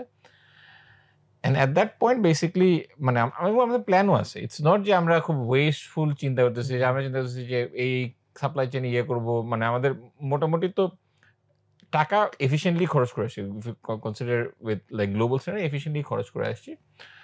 So we had a plan যে আচ্ছা ঠিক আছে প্রতি বছর আমাদের প্রথম বছর আমরা 30 বিলিয়ন, তারপর 10, তারপর 15 এরকম ডিপ্লয় করবো। আমাদের revenue should hit 5,000 crore. That was the game plan. So and growth was not difficult. মানে ওমর ভাই ছিলেন, ওমর ভাইও মানে it was coming. And so at that point basically যেটা হলো যে 2022 তে রাশিয়া attacked Ukraine. And 2022 তে for whatever reason the entire macro economy changed. মানে macro economy মানে হলো কি আমার যেমন আমাদের খুব বড় ফান্ডার হলো কি এস্টোনিয়া, যারা স্কাইপ বানাইছে, তারা আমাদের কিছু ফান্ডিং দিয়েছে। সো আমি এস্টোনিয়া গিয়ে বলতেছি যে কি অবস্থা, হোয়াট ইজ দ্য বলে যে Wasim we have never seen in our life যে ভেঞ্চার ক্যাপিটালিস্টকে যারা ফান্ড দেয় তারা চেক ক্যান্সেল করতেছে। And exactly the same thing happened with us, যে আমাদেরকে কেউ একজন হয়তো বা কমিট করছে, কেউ একজন কমিট করছে 75 মিলিয়ন, সে আমাকে ফোন দিয়ে বলতেছে যে দেখো আমরা দিতে পারবো না, কারণ আমাদের যে ইনভেস্টর আমাদের নতুন $1 বিলিয়ন ফান্ডে আমরা ফান্ডিং তুলতে পারতেছি না। So then it became another challenge. I mean, it's a $75 million খরচ হলো, and my runway is যে আচ্ছা এটা তো জুন মাসের মধ্যে হয়ে যাবে। সো আমার কাছে অগস্ট পর্যন্ত আর কি টাকা আছে। মে মাসে আমি শুনতেছি যে না, অগস্ট পর্যন্ত টাকা নেই, we don't even know যে when the money will hit. হ্যাঁ, so it's not যে we were spending a lot of money, but আমাদেরকে we had to trim down. ওই সময় আপনার ধরেন যখন 10-15 হাজার অর্ডার সার্ভ করতেছেন তখন টিম সাইজ কেমন ছিল? 3,000 মানে তাহলে 900 করোনা শুরুতে 900, ওখানে থেকে স্কেল হয়ে 3,000 চলে গেছে। ওকে, সো তারপর গিয়ে আবার ফান্ড ক্রাঞ্চ। সো ওই ফান্ড ক্রাঞ্চটাই বেসিক্যালি মানে আমার এক্সপেকটেশন হলো আচ্ছা ঠিক আছে হয়তো বা 700 কোটির পর 100 কোটি টাকা তো পাওয়াই যাবে। বাট দেন করোনা, বাংলাদেশের ইকোনমি খারাপ, etcetera etcetera, we have been in that crunch. So ওখান থেকে আমার পুরা plane is in the runway. So ওখান থেকে you have to like slow it down. So that was a different kind of learning. আপনি কিভাবে slow করবেন without let's say affecting the people around you too much. যে আমি 3,000 মানুষ থেকে তো আমি 1,500 চলে যেতে পারি না, আমার কাস্টমার কোথায়। সো ওই জায়গাটা we had to slow down. আমরা ঢাকা বাইরে করে সিরিতে এক্সপ্যান্ড করছিলাম, we had to close down the year. So ওই লেভেলে গিয়েই এখন আমরা আটকায় আছি। যে এখন আগে প্ল্যান ছিল যে হয়তো আমরা 1,000 কোটি টাকা ইনভেস্ট করে যাবো, এখন ওইটাকে স্কেল ডাউন করে আসছে হলো যে আমাদের হয়তো বা 40-50 কোটি টাকা ইনভেস্ট করলেই চাল ডাল can reach that milestone. So what has happened হলো যে আমাদের থিঙ্কিংটা আরো শার্প হয়েছে যে টাকা বেশি থাকলে তো এত এফিশিয়েন্ট হওয়া যায় না। হ্যাঁ, এত এফিশিয়েন্ট হবে এফিসিয়েন্সি মানে অনেক শার্প হয়েছে এবং আমাদের মার্কেটিং টার্গেটিং সবকিছুই অনেক মানে এফিশিয়েন্ট হয়েছে। হ্যাঁ, এফিশিয়েন্ট হয়েছে এন্ড আমাদের গ্রোথ প্যাটার্নে মানে আমরা এখন চাইলে আমরা গ্রো করতে পারবো। এরকম একটা পর্যায়ে আসে। সো দিস ইজ দ্য ইয়ে। তারপরেও এগেন হয়তো আমি প্ল্যান করছিলাম যে ঠিক আছে ওই সাইরি ফ্যামিলি ন্যাশনে হয়তো বা 2023 ইলেকশন, হ্যাঁ ইলেকশনের পরে তো ফান্ডিং এনভায়রনমেন্ট ইয়ে হবে, you can get back to speed. হ্যাঁ, তারপরে তো আমাদের জুলাইয়ের একটা যে ইয়ে হলো। সো বেসিক্যালি আপনাকে সবসময় প্ল্যান করতে হবে যে আনপ্রেডিক্টেবল জিনিস ঘটবে, মানে ওটা আসলে প্ল্যানের মধ্যেও থাকে না। and at that point you have to be in that state যে adaptable হতে হবে. How do you adapt to those kind of situations? And we got a bit of support. আমাদের এক্সিস্টিং ইনভেস্টর আমাদের কিছু সাপোর্ট করছে। এই যে আমার একটু জানার কিউরিওসিটি, যখন ইভেন অর্ডার সংখ্যা 10-15 হাজার, তখনও কি আপনারা প্রফিট করতে পারতেছিলেন না? তখন আসলে আমাদের ইয়ে ছিল যে আমরা ঢাকার বাইরে এক্সপ্যান্ড করব, বাট 15,000 অর্ডারের মধ্যে এখানে অনেকটাই ড্রিভেন হয়েছিল ডিসকাউন্ট ড্রিভেন। সো আপনার তখন যখন আমরা ওইগুলোকে অফ করলাম তখন আসলে ওই অর্ডারের যে মার্কেটিং যে বাসটা যে ক্রিয়েট করা রাখতেছিল, তখন মার্কেটিং বাজেট ছিল মাসে 2 কোটি টাকা। সো আপনি 2 কোটি টাকার মার্কেটিং বাজেট 10 লাখে নামায় আনলেন, তখন you don't get the 15,000 order. But at 15,000 order without the marketing budget you would be making money. But marketing বাজেটটা থাকার কারণে তখন প্রফিটটা করা যায় নাই। হ্যাঁ। সো ফার এখন পর্যন্ত চাল ডালে কত টাকা ইনভেস্টেড হয়েছে? সো ফার চাল ডালে ইনভেস্টেড হয়েছে হলো গিয়ে $37 million। বাংলা টাকা বলে প্রায় 350 কোটি। কারেন্ট এক্সচেঞ্জ রেটে প্রায় 500 কোটি।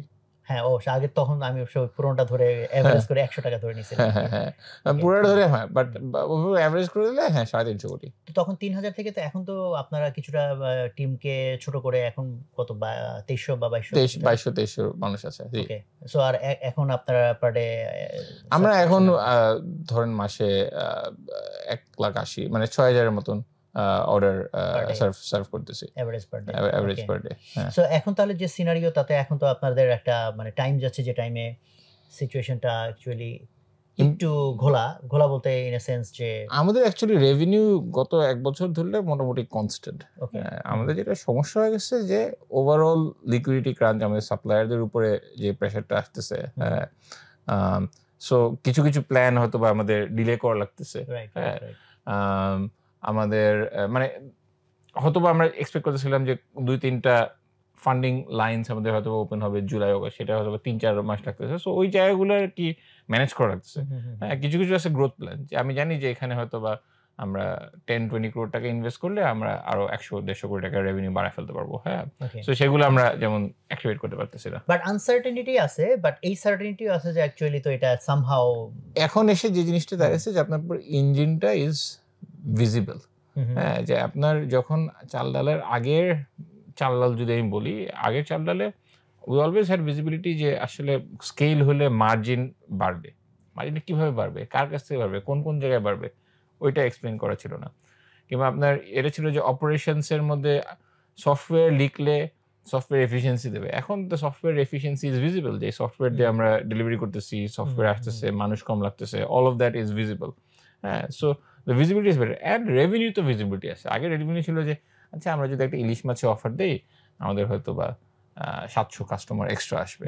এখন ইটস নট লাইক দ্যাট। এখন ইটস মোর প্রিসাইজ যে আমরা 3 মাসে আমরা এরকম মানুষ যদি অ্যাকোয়ার করি, এরকম মানুষ করতে এই মানুষ থেকে এতজন মাসে 8,000 টাকায় কনভার্ট হবে, এতজন ইয়ে হবে। সো এটা very has become very scalable. So it's become a very মানে অনেকটা মেশিনারি মতন হয়ে গেছে যেটা। হ্যাঁ, বাট এটা হয়তো বা একটা পর্যায়ে এটাও কাজ করবে না। হয়তো আমি যদি এখন মাসে 4,000-5,000 কোটি টাকার রেভিনিউ হয়, হয়তো এটা কাজ করবে না। But I think it is possible to scale from our current scale to that point at least with this machinery. তারপরে কি হয়তো বা নতুন কোনো ইনোভেশন লাগবে। সো আমি এখন চাল ডালের পুরো অপারেশনের যে অনেকগুলো পয়েন্ট টাচ করা হয়েছে, কাস্টমার সার্ভিস থেকে শুরু করে মার্কেটিং, ব্র্যান্ডিং, বাট আমার কাছে খুব ইম্পর্টেন্ট একটা জায়গা হচ্ছে যে সাপ্লাই চেইনের যে জায়গা, যেটার সাথে ইভেন শুধু চাল ডাল না, চাল ডাল এবং বাংলাদেশের সামগ্রিক বাস্তবতা, political issues, syndicate, lot of things are involve. So ওই যে জায়গাটা যে আমরা জানি যে কৃষক উৎপাদন করে যে দামে বাজারে আসতে, আসতে অনেক টাকা দাম বেড়ে যায়। সিন্ডিকেটের কথা আমরা শুনি। আরো অনেক রকম চ্যালেঞ্জেস। সো ওইটা তো খুবই একটা এমন জায়গা যে জায়গাটা শুধু চাল-ডাল না। মানে এটা একটা জাতীয় ইস্যু। ইভেন গভর্নমেন্টও সবচেয়ে বড় টেনশনে থাকে যে ভাই দ্রব্যমূল্য নিয়ন্ত্রণ করতে না পারলে even government will be in trouble. In fact এটা বাংলাদেশের গভর্নমেন্ট না, এটা ইতিহাসে সব জায়গায় দেখা গেছে যে হয়তো বলা গেছে যে রোমান এম্পায়ার নাকি ফল করছে যে ইনফ্লেশন কাঁচা বাজারের জিনিসপত্রের জন্য। So empires collapse, Joe Biden হারছে। হ্যাঁ, সো সো সো আসলে জিনিসপত্রের দাম যখন বাড়ে তার মানে হলো গিয়ে আসলে মানুষ সরকার আসলে বেশি খরচ যখন করে, হ্যাঁ, তখন যখন টাকা চাপায় তখন জিনিসপত্র, এটা হলো ইকোনমিক্সের বেসিক এক্সপ্লেনেশন। সো বাংলাদেশের গত 2 বছরের এক্সপ্লেনেশন আমাদের হিসাব, আমাদের অ্যাকচুয়ালি ডেটাই বলতেছে যে ইটস অ্যাকচুয়ালি বিকজ আমাদের টাকাটা ডেপ্রিসিয়েট করেছে ফ্রম 84 টু 120, এই কারণে আপনার ডেপ্রিসিয়েশনটা হয়েছে।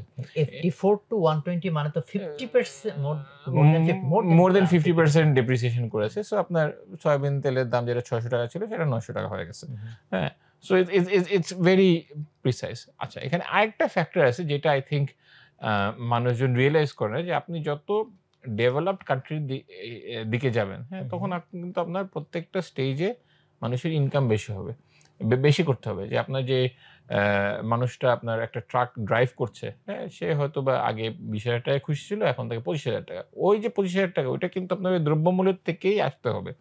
সো আমাদের মতন একটা কি বলবো আর্লি স্টেজ জিডিপিতে আসলে ওই প্রেশারটা সবসময় থাকবে, এবং ওই প্রেশারটাকে কাউন্টার করার জন্য যেটা দরকার যে এফিসিয়েন্সি আনা দরকার, যে সিস্টেমে যে আগে সে হয়তো বা 10টা জিনিস সার্ভ করতো, এখন সে 20টা জিনিস সার্ভ করতেছে।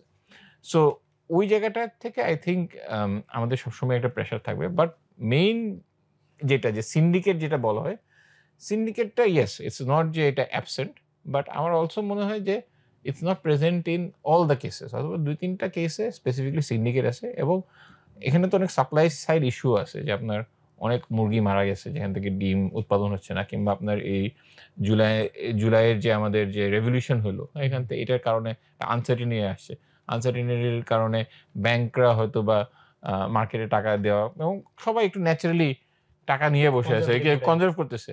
হ্যাঁ, সো এখন হয়তো একজন প্ল্যান করছিল যে আমি 1000 মুরগি একটা খামার দিব, কিংবা 5000 মুরগি, সে কিন্তু করতেছে না। বড় বড় যে যারা আছে, যাদের হয়তো বা 20 লাখ 25 লাখ, তারা কিন্তু নতুন মুরগির সাপ্লাই আনতেছে না। সো আমি কালকে ডিসাইড করলাম যে আমরা মুরগির ডিমের দাম কমাতে হবে। আসলে ডিম যদি উৎপাদনই না হয়, এটার দাম তো কমবে না। হ্যাঁ, সো এটার সলিউশন কি? এটার সলিউশন হলো গিয়ে আপনার হয়তো ইম্পোর্ট করা লাগবে। সো সরকার রাইট স্টেপ নিচ্ছে, কিন্তু এখনো ওখানে কিছু কিছু সমস্যা রয়ে গেছে। যেমন ডিমের পারমিশন লাগে, সরকারের কাছে স্পেসিফিক পারমিশন লাগে। চাল-ডাল কালকে চাইলেই ডিমের কারোর ইম্পোর্ট লাইসেন্স আছে, সে ডিম ইম্পোর্ট করতে পারবে না।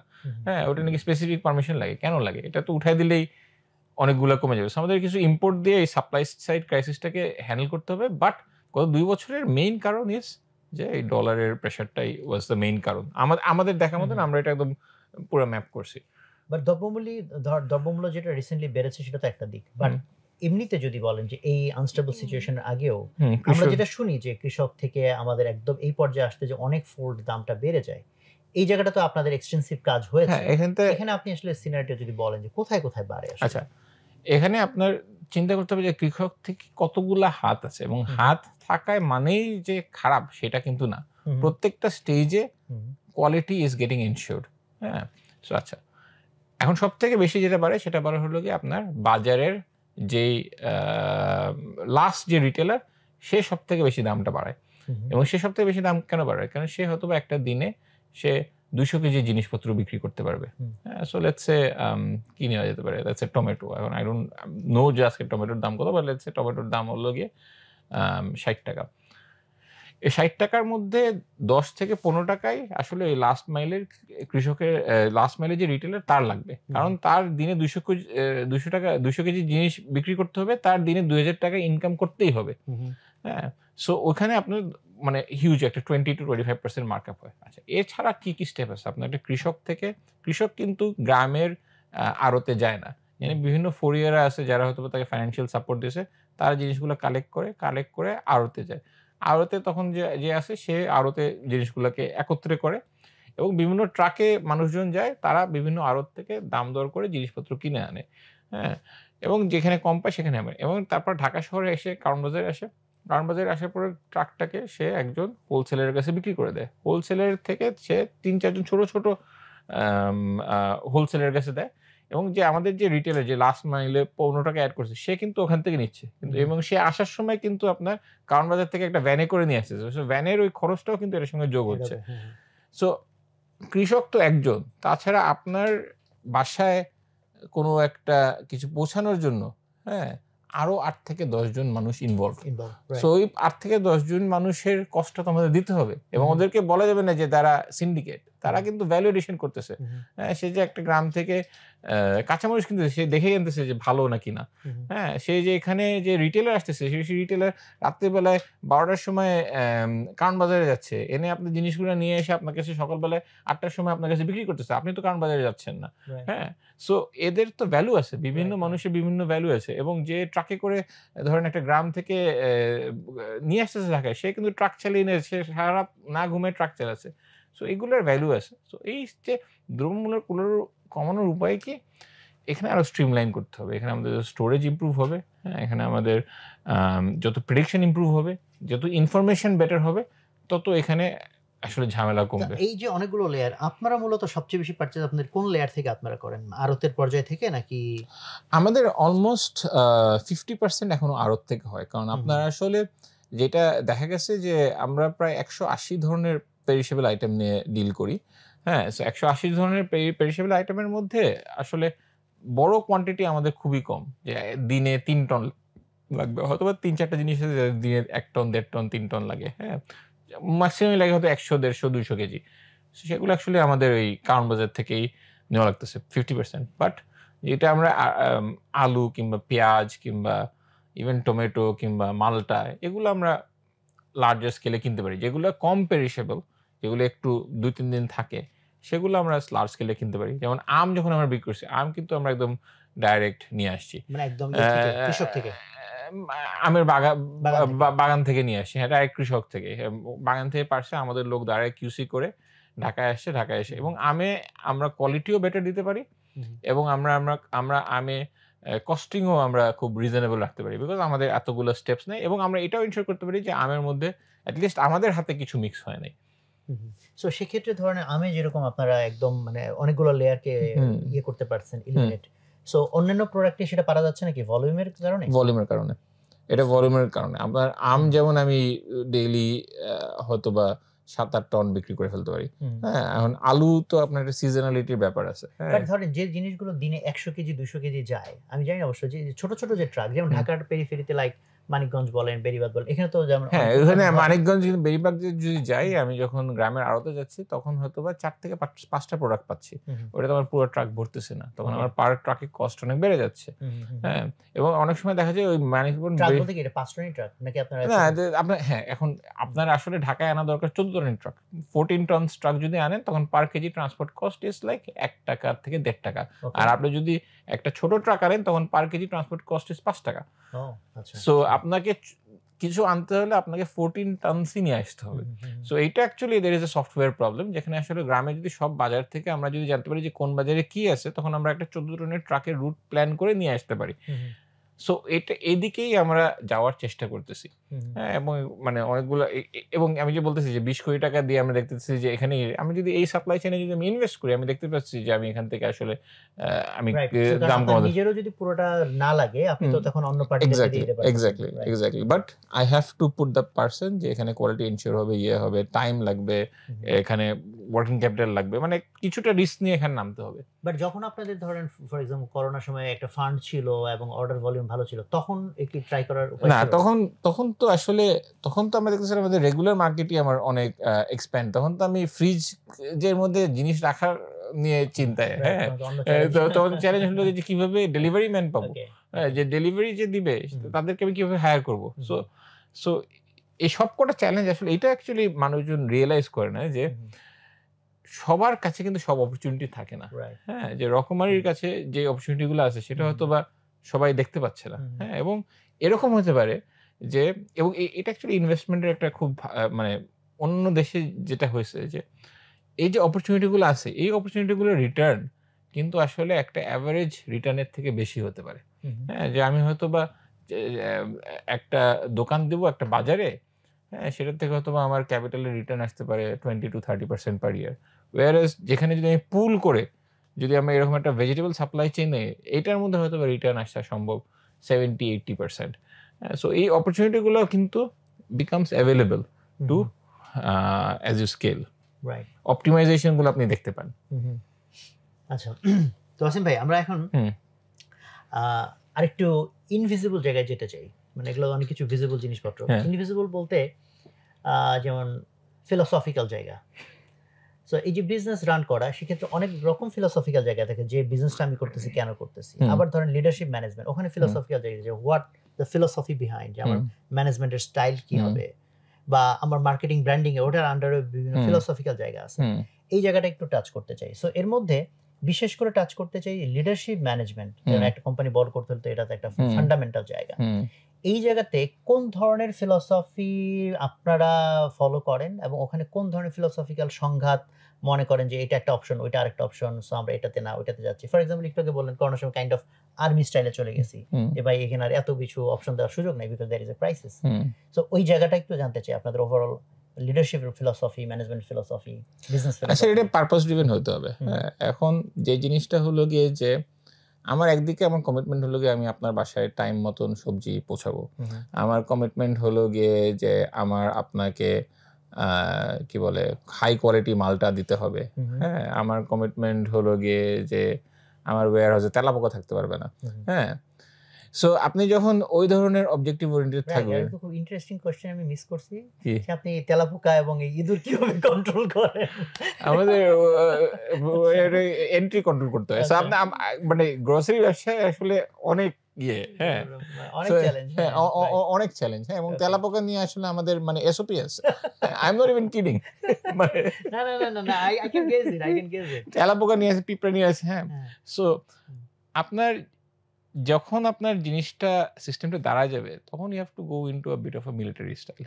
হ্যাঁ, কিন্তু আপনি যখন ক্রিয়েটিভ জিনিসপত্র চিন্তা করতেছেন, যে এই যে ধরেন আপনি যে ভেজিটেবল সাপ্লাই চেন এটা খুবই ক্রিয়েটিভ, হ্যাঁ, এখানে এখনো প্রসেসগুলো ডিফাইন না, তখন কিন্তু আপনার মানুষকে একটু রিল্যাক্স করতে হবে। এবং এই জিনিসটা এই প্রবলেমটা আমি ফার্স্ট ফেস করে হলো গিয়ে 2015-এ। আমার নিচে ছিল ওয়্যার হাউস, উপরে ছিল হলো কি ইঞ্জিনিয়ারিং টিম। হ্যাঁ, এখন ইঞ্জিনিয়ারিং টিমের আসতেছে 11টার সময়। হ্যাঁ, এসে আবার আমাকে এক্সপ্রেস করতেছে রাত্রে অনেক কোডিং করছি এক্সেট্রা। আবার আমার ওয়্যার হাউসকে আমার অন টাইম আনা লাগতেছে। ইটস লাইক এটা তো I cannot live in this two world. মানে দুইজনের দুই নিয়ম হয়ে যাচ্ছে। এটা কিভাবে হাউ ক্যান ইউ হ্যাঁ, হাউ ক্যান ইউ রিকনসাইল যে ও এরকম অপরচুনিটি পাচ্ছে, হ্যাঁ, ওকে ভালো ল্যাপটপ দিচ্ছে, এখানে করতেছে। সো এই প্রবলেমটা আমি নিয়ে গেছি জ্যাপোজ এসে একটা জ্যাপোজের টনি শেড ফাউন্ডার যে ছিল এলভিন না কি জানি, মানে আরেকজন যে ছিল সিএফও যে ছিল। হ্যাঁ, হ্যাঁ, সো তার কাছে আমি জিজ্ঞেস করছি তোমার জ্যাপোজে বলে এত ভালো কালচার, সবাই খুব লাইক করে। হ্যাঁ, আমি তো এই প্রবলেম ফেস করছি, তোমার ওয়্যার হাউসে যেই সিস্টেম চলে সেই সিস্টেম তো আমার ইঞ্জিনিয়ারের উপরে চলে না। সো ফার্স্ট বলে যে you need to separate the buildings, don't keep them in the same building. হ্যাঁ, so that has been my philosophy যে আমার যেখানে trains need to run on time but also you need to write good software. So এই good সফটওয়্যারের culture, স্ট্যানফোর্ডের culture এখানে দিতে হবে, আর এখানে দিতে হবে হলো গিয়ে মানে জার্মান ট্রেন সিস্টেমের কালচার। হ্যাঁ, সো বিভিন্ন টাইপ অফ অর্গানাইজেশনে বিভিন্ন টাইপ অফ কালচার থাকতে হবে এবং কাস্টমার সার্ভিস হতে হবে মাঝামাঝি। Now you have this thing that is running. এখন আপনি নেক্সট যেটা যে সমস্যাটা I think we solve in 2021, যে এই যে আমি একটু কমেন্ট অ্যাড করি, এটা হচ্ছে যে এই যে রিসেন্টলি যে আন্দোলন, বৈষম্য বিরোধী ছাত্র আন্দোলন, সবাই বলে যে ভাই আপনি তো বৈষম্য করতেছেন। হ্যাঁ, বিভিন্ন কেসে। সো বৈষম্য তাহলে যদি না করি তাহলে কি করব? বলে ভাই সমতা করবেন। খেয়াল করেন সমতা কিন্তু একটা আসলে ভেগ আইডিয়া। এখন তার মানে কি সিইওর বেতন আর তাহলে আমার সিকিউরিটি স্টাফের বেতন সমান হবে?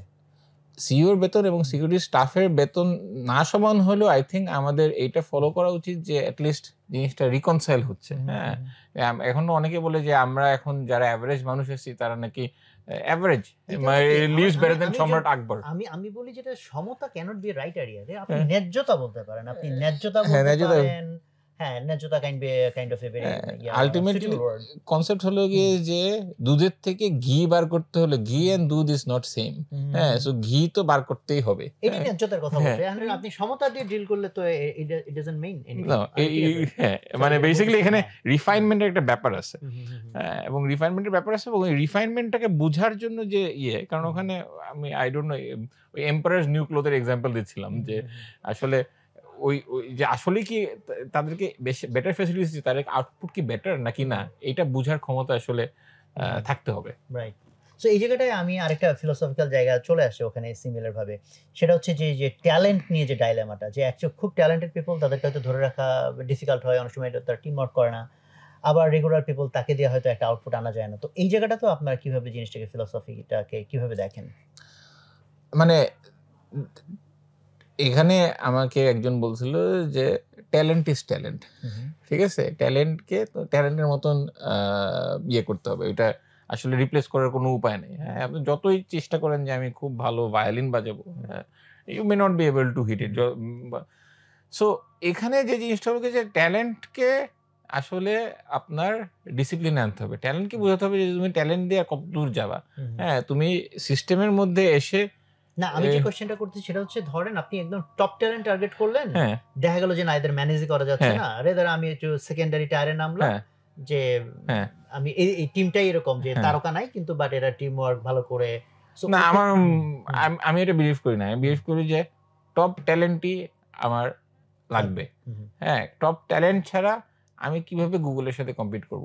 হ্যাঁ, গুগল যে যাকে হায়ার করতেছে, হ্যাঁ, $3 লাখ হয়তো বা তাকে আমি স্টক অপশন দিয়ে আমি হয়তো বা $50,000 হায়ার করতে পারি। সো ওই একটা ব্যালেন্স তো লাগবে। So but I don't think there is a replacement ওইখানে বেশি এবং ওইটা যাবে না, ওই অর্গানাইজেশনের থিঙ্কিংটাই অতদূর যাবে না। ওকে, সো আপনার এই যে টোটাল এন্টারপ্রেনিউর জার্নি, এখানে আমি জানতে চাই যে লিডারশিপের এখন যা আপনার আন্ডারস্ট্যান্ডিং আছে, ম্যানেজমেন্টের, সাপ্লাই চেইনের, এখান থেকে যদি পুরো বিজনেস মিলিয়ে আপনার 3-4টা বা 5টা মানে আইডিয়া জানতে চাই, যেটা হচ্ছে অ্যাবসলিউটলি আপনার আগে যা ছিল সে থেকে চেঞ্জ হয়ে এখানে আসছেন, এই ধরনের কিছু যদি আপনার আমাদের সাথে শেয়ার। এই যে মনে রাখা একটা কষ্টকর ব্যাপার, কারণ আপনার ব্রেনের মধ্যে সব ডেল্টা গুলাকে ট্র্যাক রাখতে হবে।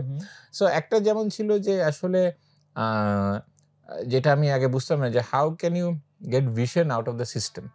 আমি তো দেখতে পাচ্ছি, হ্যাঁ, যে এরকম একটা হওয়া উচিত, বাট সিস্টেম থেকেও তো আসলে ভিশন আসতেছে। মানুষ তো আমাদের 2300 এমপ্লয় মানে 2300টা কম্পিউটার আর 2300টা ব্রেন, হ্যাঁ, এটা কিছু না কিছু ক্যাপচার করতেছে। এটাকে ডিস্টিল করে কিভাবে উপরে আনা সম্ভব, সো এটা নিয়ে আমার মানে I been thinking more and more, এবং এটা আনার পরে তো অ্যাকচুয়ালি প্রায়োরিটাইজেশন করতে হবে। How do you prioritize it, যে কোনটা এখানে আজকে 100টা আইডিয়া আছে, how do you prioritize it. So এখন আগে যেটা হতো যে আমি সারাক্ষণ এটা নিয়ে চিন্তা করতাম, একটা করতাম, এটা করতাম, এখান থেকে জাম্প করতাম, এখন এটাকে খুব স্ট্রাকচার্ড ভাবে নিয়ে আসছি। Next level of management, so we have sprint structure applies not only for engineering but also non engineering এর জন্য যে স্প্রিন্ট স্ট্রাকচার, যে তাদেরকে বলা হচ্ছে যে তোমাদের রেগুলার কোনো ডে টু ডে ওয়ার্ক তুমি এখানে দিতে পারবে না, তুমি have to only give creative work. যেমন আমরা এখন একটা চলতেছে যে আমরা লাইভ চিকেন কিভাবে বিক্রি করতে পারবো, এটা হলো নন ইঞ্জিনিয়ারিং স্প্রিন্টে চলতেছে। সো নন ইঞ্জিনিয়ারিং যে টিমটা আছে সে তারাও কিন্তু আইডিয়া নিয়ে আসতেছে, এসে যেটা হয় যে 2 সপ্তাহের মধ্যে কি এক্সিকিউট করলো, তারপরে সপ্তাহে আবার প্ল্যানিং, ওই সময় ওই সপ্তাহে প্রায়োরিটাইজেশন। এইটাতে একটা প্রেশার থাকে অর্গানাইজেশনের মধ্যে অটোমেটিকলি। আদারওয়াইজ আপনার প্রত্যেকজনকে ফলো আপ করাতেছে, বিকজ মানে ধরেন it's very easy to follow up on cake picking করতেছে, যে কতগুলো কাউন্ট এক্সেট্রা, বাট যারা ধরেন একটু সিনিয়র ম্যানেজমেন্ট তাদেরকে আপনি কিভাবে ট্র্যাকিং করবেন। সো এই স্প্রিন্ট স্ট্রাকচারে নিয়ে আসলে এবং বলা হয়েছে যে 30 ঘন্টা করে এক্সট্রা ক্রিয়েটিভ ওয়ার্ক থাকতে হবে। সো এই স্ট্রাকচারটার কারণে আমি দেখতেছি যে ভিশনটা আস্তে আস্তে মানে সিস্টেম থেকেই আসতেছে ভিশনটা। So this is my realization in the last 1 year। আচ্ছা, তাহলে প্রশ্নটা বরং একটু অন্য ল্যাঙ্গুয়েজে করি। ধরেন যে আপনার যদি এখন বলি যে 10 বছর আগে আপনি ফেরত পাঠালাম আপনাকে, সো তখন এখন যে আপনার আন্ডারস্ট্যান্ডিং হয়েছে, তাহলে কোন কোন ডিসিশন আপনি অ্যাকচুয়ালি চেঞ্জ করতেন? এখন যে আন্ডারস্ট্যান্ডিং হয়েছে কোন কোন ডিসিশন আমি চেঞ্জ করতাম, অবভিয়াসলি মানে মিস্টেক তো অনেকগুলাই করা হয়েছে, রাইট? সো আই থিঙ্ক যে এখানে হয়তোবা মানে আমার ইয়েতে it's not the mistakes that you make, errors of omission না, এরর্স অফ কমিশন না, এরর্স অফ অমিশন, যে কি কি করি নাই। আমার হয়তো বা 2015-তে ওয়াই কমিউনিটির থেকে করে আরেকটা দেশে চাল ডালকে এক্সপ্যান্ড করা উচিত ছিল। হ্যাঁ, I think I made a big mistake there. কেন? কারণ আপনার ইন্ডিয়াতে যদি দেখেন চাল ডালের মতন বিজনেস জেপটো শুরু হয়েছে 2020-এ। 2020-এ হয়ে দে আর কারেন্টলি ভ্যালুড এট $5 billion। তো আমরা কি 2016-তে পারতাম না যে ইন্ডিয়াতেও একটা করতে? এতদিনে তো আমরা দাঁড়ায় যেতাম। হ্যাঁ, কিন্তু হইতে পারে যে বরং দুইটা চালাতে গিয়ে ডুবে গেল। বাট নাও হইতে পারে, তাই না? তাই না? হ্যাঁ, নাও হইতে পারে। হ্যাঁ, দুইটা চালাতে গিয়ে হয়তো বেটারও হতে পারে। আচ্ছা, ফোকাস জিনিসটা আমি অনেক সিচুয়েশনের সাথে আসলে এগ্রি করি না। In the sense of focus আমি মনে করি যে সবকিছুকে একই সুতার মধ্যে গাঁথা সম্ভব। হ্যাঁ, যে আপনি হয়তোবা আপনি মনে করতেছেন যে আমি ডিমের সাপ্লাই চেইন পারি বলে কি আমি আমের সাপ্লাই চেইন পারবো না? হ্যাঁ, না, সুতা যদি একটা আপনি বানাই ফেলতে পারেন তাহলে তো ফোকাসটি হয়ে হ্যাঁ, ফোকাস সো এই সুতাগুলো আপনি যখন ঢাকা শহরে করতেছেন, আপনি নিশ্চয়ই কলকাতাতেও ডেলিভারি করতে পারবেন। তাহলে স্কেলেবল মডেল লাগবে, অথবা যে জিনিসটা সেম সুতায় থাকতে হবে। ইন্ডিয়ার জন্য যদি সাপ্লাই চেইনটাই কমপ্লিটলি ডিফারেন্ট হয়, total customer behaviour completely different হয়, নট দ্যাট ডিফারেন্ট, মানে তাহলে একরকম। আর যদি সিমিলার হয় তাহলে হয়তো মানে that could be a right idea. মানে ইটস নট দ্যাট ডিফারেন্ট। হ্যাঁ, মানে গ্রোসারি সাপ্লাই চেইন তো ধরেন সাবকন্টিনেন্টে মোর অর লেস সেম। হ্যাঁ, হয়তো বা আমাদের ল্যাঙ্গুয়েজ আলাদা। আর কিছু মনে পড়ে যেটা আপনি ডিফারেন্ট ডিসিশন নিতেন? ইভেন ধরেন যদি এই কোশ্চেনটাই করি যে আবার 2013 সালে ফেরত যাওয়া হলো, যখন জাস্ট চিন্তা করতেছেন কি বিজনেস করা যায়, তাহলে কি এই বিজনেসই চিন্তা করতেন নাকি নতুন কিছু অন্য কিছু চিন্তা করতেন? আমি হয়তো চিন্তা করতাম যে ক্রিপ্টোকারেন্সি, তখন আমরা অ্যাকচুয়ালি আমার দুইটা বিজনেস মাথায় ছিল। একটা ছিল হলো যে আমরা বিটকয়েন নিয়ে কিছু একটা করব, আর একটা ছিল হলো গিয়ে হ্যাঁ, সো আমি ভুলটাই পিক করছি আমি যতদূর বুঝতেছি। কারণ বিটকয়েনটা নিয়ে যদি ডেভেলপ করে এখানে আসতাম তাহলে হয়তো বা we would have gone further. হ্যাঁ, but my regrets in terms of leadership, হ্যাঁ, হয়তো বা মানুষের সাথে আরো ভালো মানে আমার যত বয়সে মানে আরো মনে হয় ভালো ব্যবহার করা যেত। হ্যাঁ, মানে ultimately you could have been a lot kinder. হ্যাঁ, বাট আবার মাঝে মাঝে মনে হয় যে এত কাইন্ড হওয়া ঠিক হয় নাই। ব্যালেন্স দরকার আছে, ব্যালেন্স দরকার। মানে এখন আসলে 2-3 ডিসিশন আছে যেখানে মনে হচ্ছে যে আচ্ছা maybe I was too kind, হয়তো আরেকটু এগ্রেসিভ হওয়া উচিত ছিল। না, এই ম্যাচুরিটি তো অ্যাকচুয়ালি মানে হইতেই থাকবে, শেষ নাই। সো আমরা তাহলে লাস্টের দিকে চলে আসছি অলমোস্ট বলা যায়। তো আমরা একটু জানতে চাই চাল ডালের ভিশন, মানে আপনি ভবিষ্যৎটা কি দেখতেছেন, চাল ডালকে কোথায় নিতে চাচ্ছেন, বা do you have anything else in your mind যে চাল ডাল একটা জায়গায় গেল দেন আপনি অন্য আরো কিছুতে চিন্তা ভাবনা করতেছেন? না, আসলে মানে আমার তো চিন্তার তো করতে তো অসুবিধা নাই। হ্যাঁ, সো আপনি এটাকে একটা পার্ক করে আপনি তো চিন্তা করতেই পারেন। সো চাল ডালের ক্ষেত্রে আসলে food supply chain is a very basic thing. হ্যাঁ, যে মানুষের ফুড সাপ্লাই চেইন যদি ইমপ্রুভ করা যায়, হ্যাঁ, এখন আমরা হয়তো বা ধরেন আপনি যদি ফুডের দাম 10% কমাতে পারেন, তার মানে মানুষের কাছে you can give better variety. হ্যাঁ, সো ফুড সাপ্লাই চেইন নিয়ে একটা দেশ কেন, সারা ওয়ার্ল্ডের ফুড সাপ্লাই চেইন কিভাবে আরো এফিশিয়েন্ট করা যায়, এটা কিন্তু মানে এক life time is not enough to go after this. So we can keep going on this. But চাল ডালের আছে যে আমাদের ফুড সাপ্লাই চেইনও আছে, আমাদের ডেলিভারিও আছে। So we can deliver everything else. যে মাছ ডেলিভারি করতে পারলে ফোনও ডেলিভারি করতে পারবো। সো আমাদের ই কমার্সে ওই ডেলিভারিটাও আসবে। এখন আমরা বিভিন্ন মানুষের বাসায় যাচ্ছি, তো তাদেরকে কি আমরা মানে how can we allow others to use চাল ডালের ইনফ্রাস্ট্রাকচার, যে একজন কেউ ছোট ছোট ব্যবসা করতেছে, চাল ডালের ইনফ্রাস্ট্রাকচার আছে, কিভাবে কানেক্ট হতে পারবে, সো যাতে আরো মানুষও এটার সঙ্গে কানেক্ট হচ্ছে। That is the direction in which we want to generally take the company while keeping focus on food supply chain. আর যদি বলেন যে আচ্ছা ঠিক আছে চাল ডাল হয়ে গেছে আপনি কি করবেন, তখন আমি বলবো যে হ্যাঁ, আমার কোয়ান্টাম কম্পিউটিং নিয়ে পড়াশোনা করতে আমার খুব ভালো লাগে। হ্যাঁ, সো ওকে। সো আর আমার মানে মূল কোয়েশ্চেন শেষ, এখন জাস্ট কিছু কুইক কোয়েশ্চেনস। মাঝখানে যেমন হচ্ছে আপনি বলেছেন যে রিডিং এর কথা, তো সেক্ষেত্রে এন্টারপ্রেনারদের জন্য আপনার জায়গা থেকে যদি কিছু বই আপনি সাজেস্ট করেন যারা এন্টারপ্রেনারশিপ নিয়ে কাজ করতেছে। আমি মনে করি যে স্টিভ জবসের biography is a fantastic biography আমার জন্য। ওয়াল্টার আইজ্যাকসন, এটা হ্যাঁ, that change the direction of my life probably. হ্যাঁ, আর কি স্টিভ জবসের বায়োগ্রাফি ওয়াজ ওয়ান, আর হলো গিয়ে মানে আসলে যার যে অসুখ হয়েছে তাকে সেই হ্যাঁ, হ্যাঁ, ওষুধটা আর কি দিতে দিতে হবে। হবে। হ্যাঁ, সো ইন মানে জেনারেল ইন জেনারেল আপনার লাইফ থেকে বলেন যে কোন ৩ টা বই আপনাকে সবচেয়ে টাচ করছে বা ইনফ্লুয়েন্স করছে? এটা যেমন একটা লিডারশিপ ম্যানেজমেন্ট বা হোয়াটএভার আমার আমার কোন খুবই ফেভারিট একটা যে বইটা খুব ইনফ্লুয়েন্স করছে 'গ্লিম্পসেস অফ ওয়ার্ল্ড হিস্ট্রি' নেহরুর লেখা। ও হ্যাঁ? রাইট সো নেহরু তার ইন্দিরা ইন্দিরা গান্ধীকে গান্ধীকে একটা চিঠি লিখছিলেন। চিঠি লিখে যায় কি সো ওখান থেকে আমার হিস্ট্রিতে যায়। আমি নিজেকে এটা অনেকটা হলো গিয়ে জিওগ্রাফির মতন যে আমি এখন কি মতিঝিলে আছি, হ্যাঁ? নাকি আমি গুলশানে আছি। আসলে আপনি যদি হিস্ট্রি না জানেন আপনি বুঝতে পারবেন না যে হুম, আপনি হুম। কোথায় আছেন। So right, I think right. The 'glimpses of world history' actually has given me a foundation hmm, hmm. to see the world যে আচ্ছা এই যে আমাদের যে আন্দোলনটা হলো এটা হুম, কিরকম ভাবে হতে পারে এবং আন্দোলনগুলো এটার সঙ্গে সিমিলারিটি কি রাশিয়ায় যে 1917 এ যে আন্দোলন হুম, হয়েছে এবং ওটার পরে কি হয়েছে so hmm, it gives you more foundation যে রাইট। এরকমও হইতে হুম, পারে। Hmm, hmm, hmm, so glimpses of world history আমি অনেক ব্লগ পড়ি যেমন আমার হুম। কাছে মার্ক অ্যান্ডারসন কিংবা পল গ্রাহামের ব্লগ খুবই ভালো লাগে। আরেকটা কুইক কোয়েশ্চেন হচ্ছে যে আপনার প্রোডাক্টিভিটি এনহ্যান্স করার বা প্রোডাক্টিভিটি বুস্ট করার জন্য আপনার কি সিক্রেট আছে বা এরকম কিছু? আমি আমি যেটা করি যে আমি কোন বই পড়ার আগে আসলে আমি ১ম এ ওই মানে অথরের Wikipedia কোট পড়ি। হ্যাঁ? কিংবা উইকি কোটস পড়ি। যে লেখাগুলো ভালো হলে তখন আমি হয়তো বইও আমি পুরা পড়ি না হুম, এখন। আমি বইগুলা মোটামুটি এখন যে বইটা ইয়ে করলে আমি ChatGPT তে দিয়ে হুম। আমি জিজ্ঞেস করি যে বইয়ের সামারি দাও, সামারি হ্যাঁ, হ্যাঁ। সামারিটা দিয়ে দাও তো। হ্যাঁ? হুম, সো এটাতে আমার প্রোডাক্টিভিটি অনেকটা বুস্ট হইছে। এবং আমি সো হ্যাঁ, এটা this is my recent productivity boost ইয়ে। এবং আমি চেষ্টা করি আমি ট্রাভেল না করার। হুম। হ্যাঁ, আমি চেষ্টা করি যে যত কম আ মুভমেন্ট করা যায়। ট্রাভেল করলে কি একেকবার একটা ইয়ে হয়ে যায় মানে না অবসেস ট্রাভেল মানে হলো গিয়ে রুটিন ব্রেক হয়ে আমরা যায়? ধরেন না।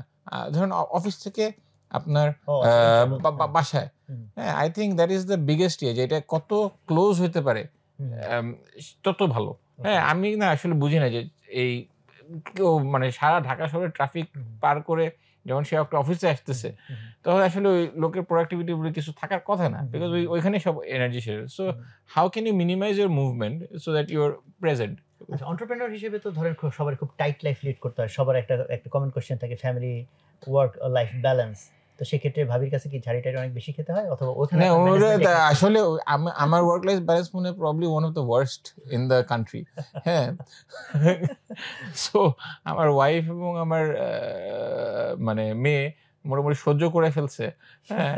সো আ আসলে আম এটা মানে মেকআপ করা লাগবে এট সাম পয়েন্ট আরকি। এটাই বলে আমি নিজেকে ইয়ে দিচ্ছি। সান্ত্বনা দিচ্ছেন? সান্ত্বনা দিচ্ছি। ওকে।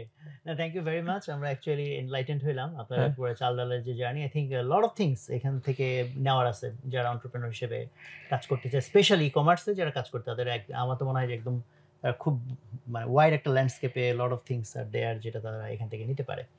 তো থ্যাংক ইউ ভেরি মাচ। দর্শক আমরা অ্যাকচুয়ালি খুব প্রাণবন্ত একটা আলোচনা শুনলাম। বাংলাদেশের একটা খুবই নামকরা কোম্পানি চাল-ডাল তাদের যে উত্থান-পতন অথবা এই যে তাদের যে গ্রো করার যে হিস্ট্রি এবং তার পেছনের যত অনেক কিছু আজকে আমরা জেনেছি। তো আমরা শুরুতে যে ঘোষণা দিয়েছিলাম সেটি আবারও থাকছে যে এই পুরো আলোচনা থেকে আপনারা যা শিখলেন সেটা কমেন্টে লিখে জানাবেন এবং সেখান থেকে অন্তত ৩ জনকে আমরা পুরস্কৃত করতে চাই। সো আমরা প্রত্যেকটা পর্বই প্রায় এভাবেই শেষ করি। এই যে উদ্যোক্তা কথা প্রোগ্রামটা আমাদের আমরা চাইটা কি? আমরা চাই এটাই যে বাংলাদেশের মধ্যে আরো অনেক উদ্যোক্তা গ্রো করুক। যে প্রবলেম গুলো আছে সমাজের মধ্যে সেটা সমাধান করার জন্য আরো কিছু মানুষ ইন্সপায়ার্ড হোক, আরো কিছু মানুষ চেষ্টা করুক। তো এরকম অনেকগুলো মানুষ যখন চেষ্টা করবে ইনশাআল্লাহ বাংলাদেশ সত্যি অন্যরকম হবে। তো সবাই ভালো থাকবেন। আসসালামু আলাইকুম।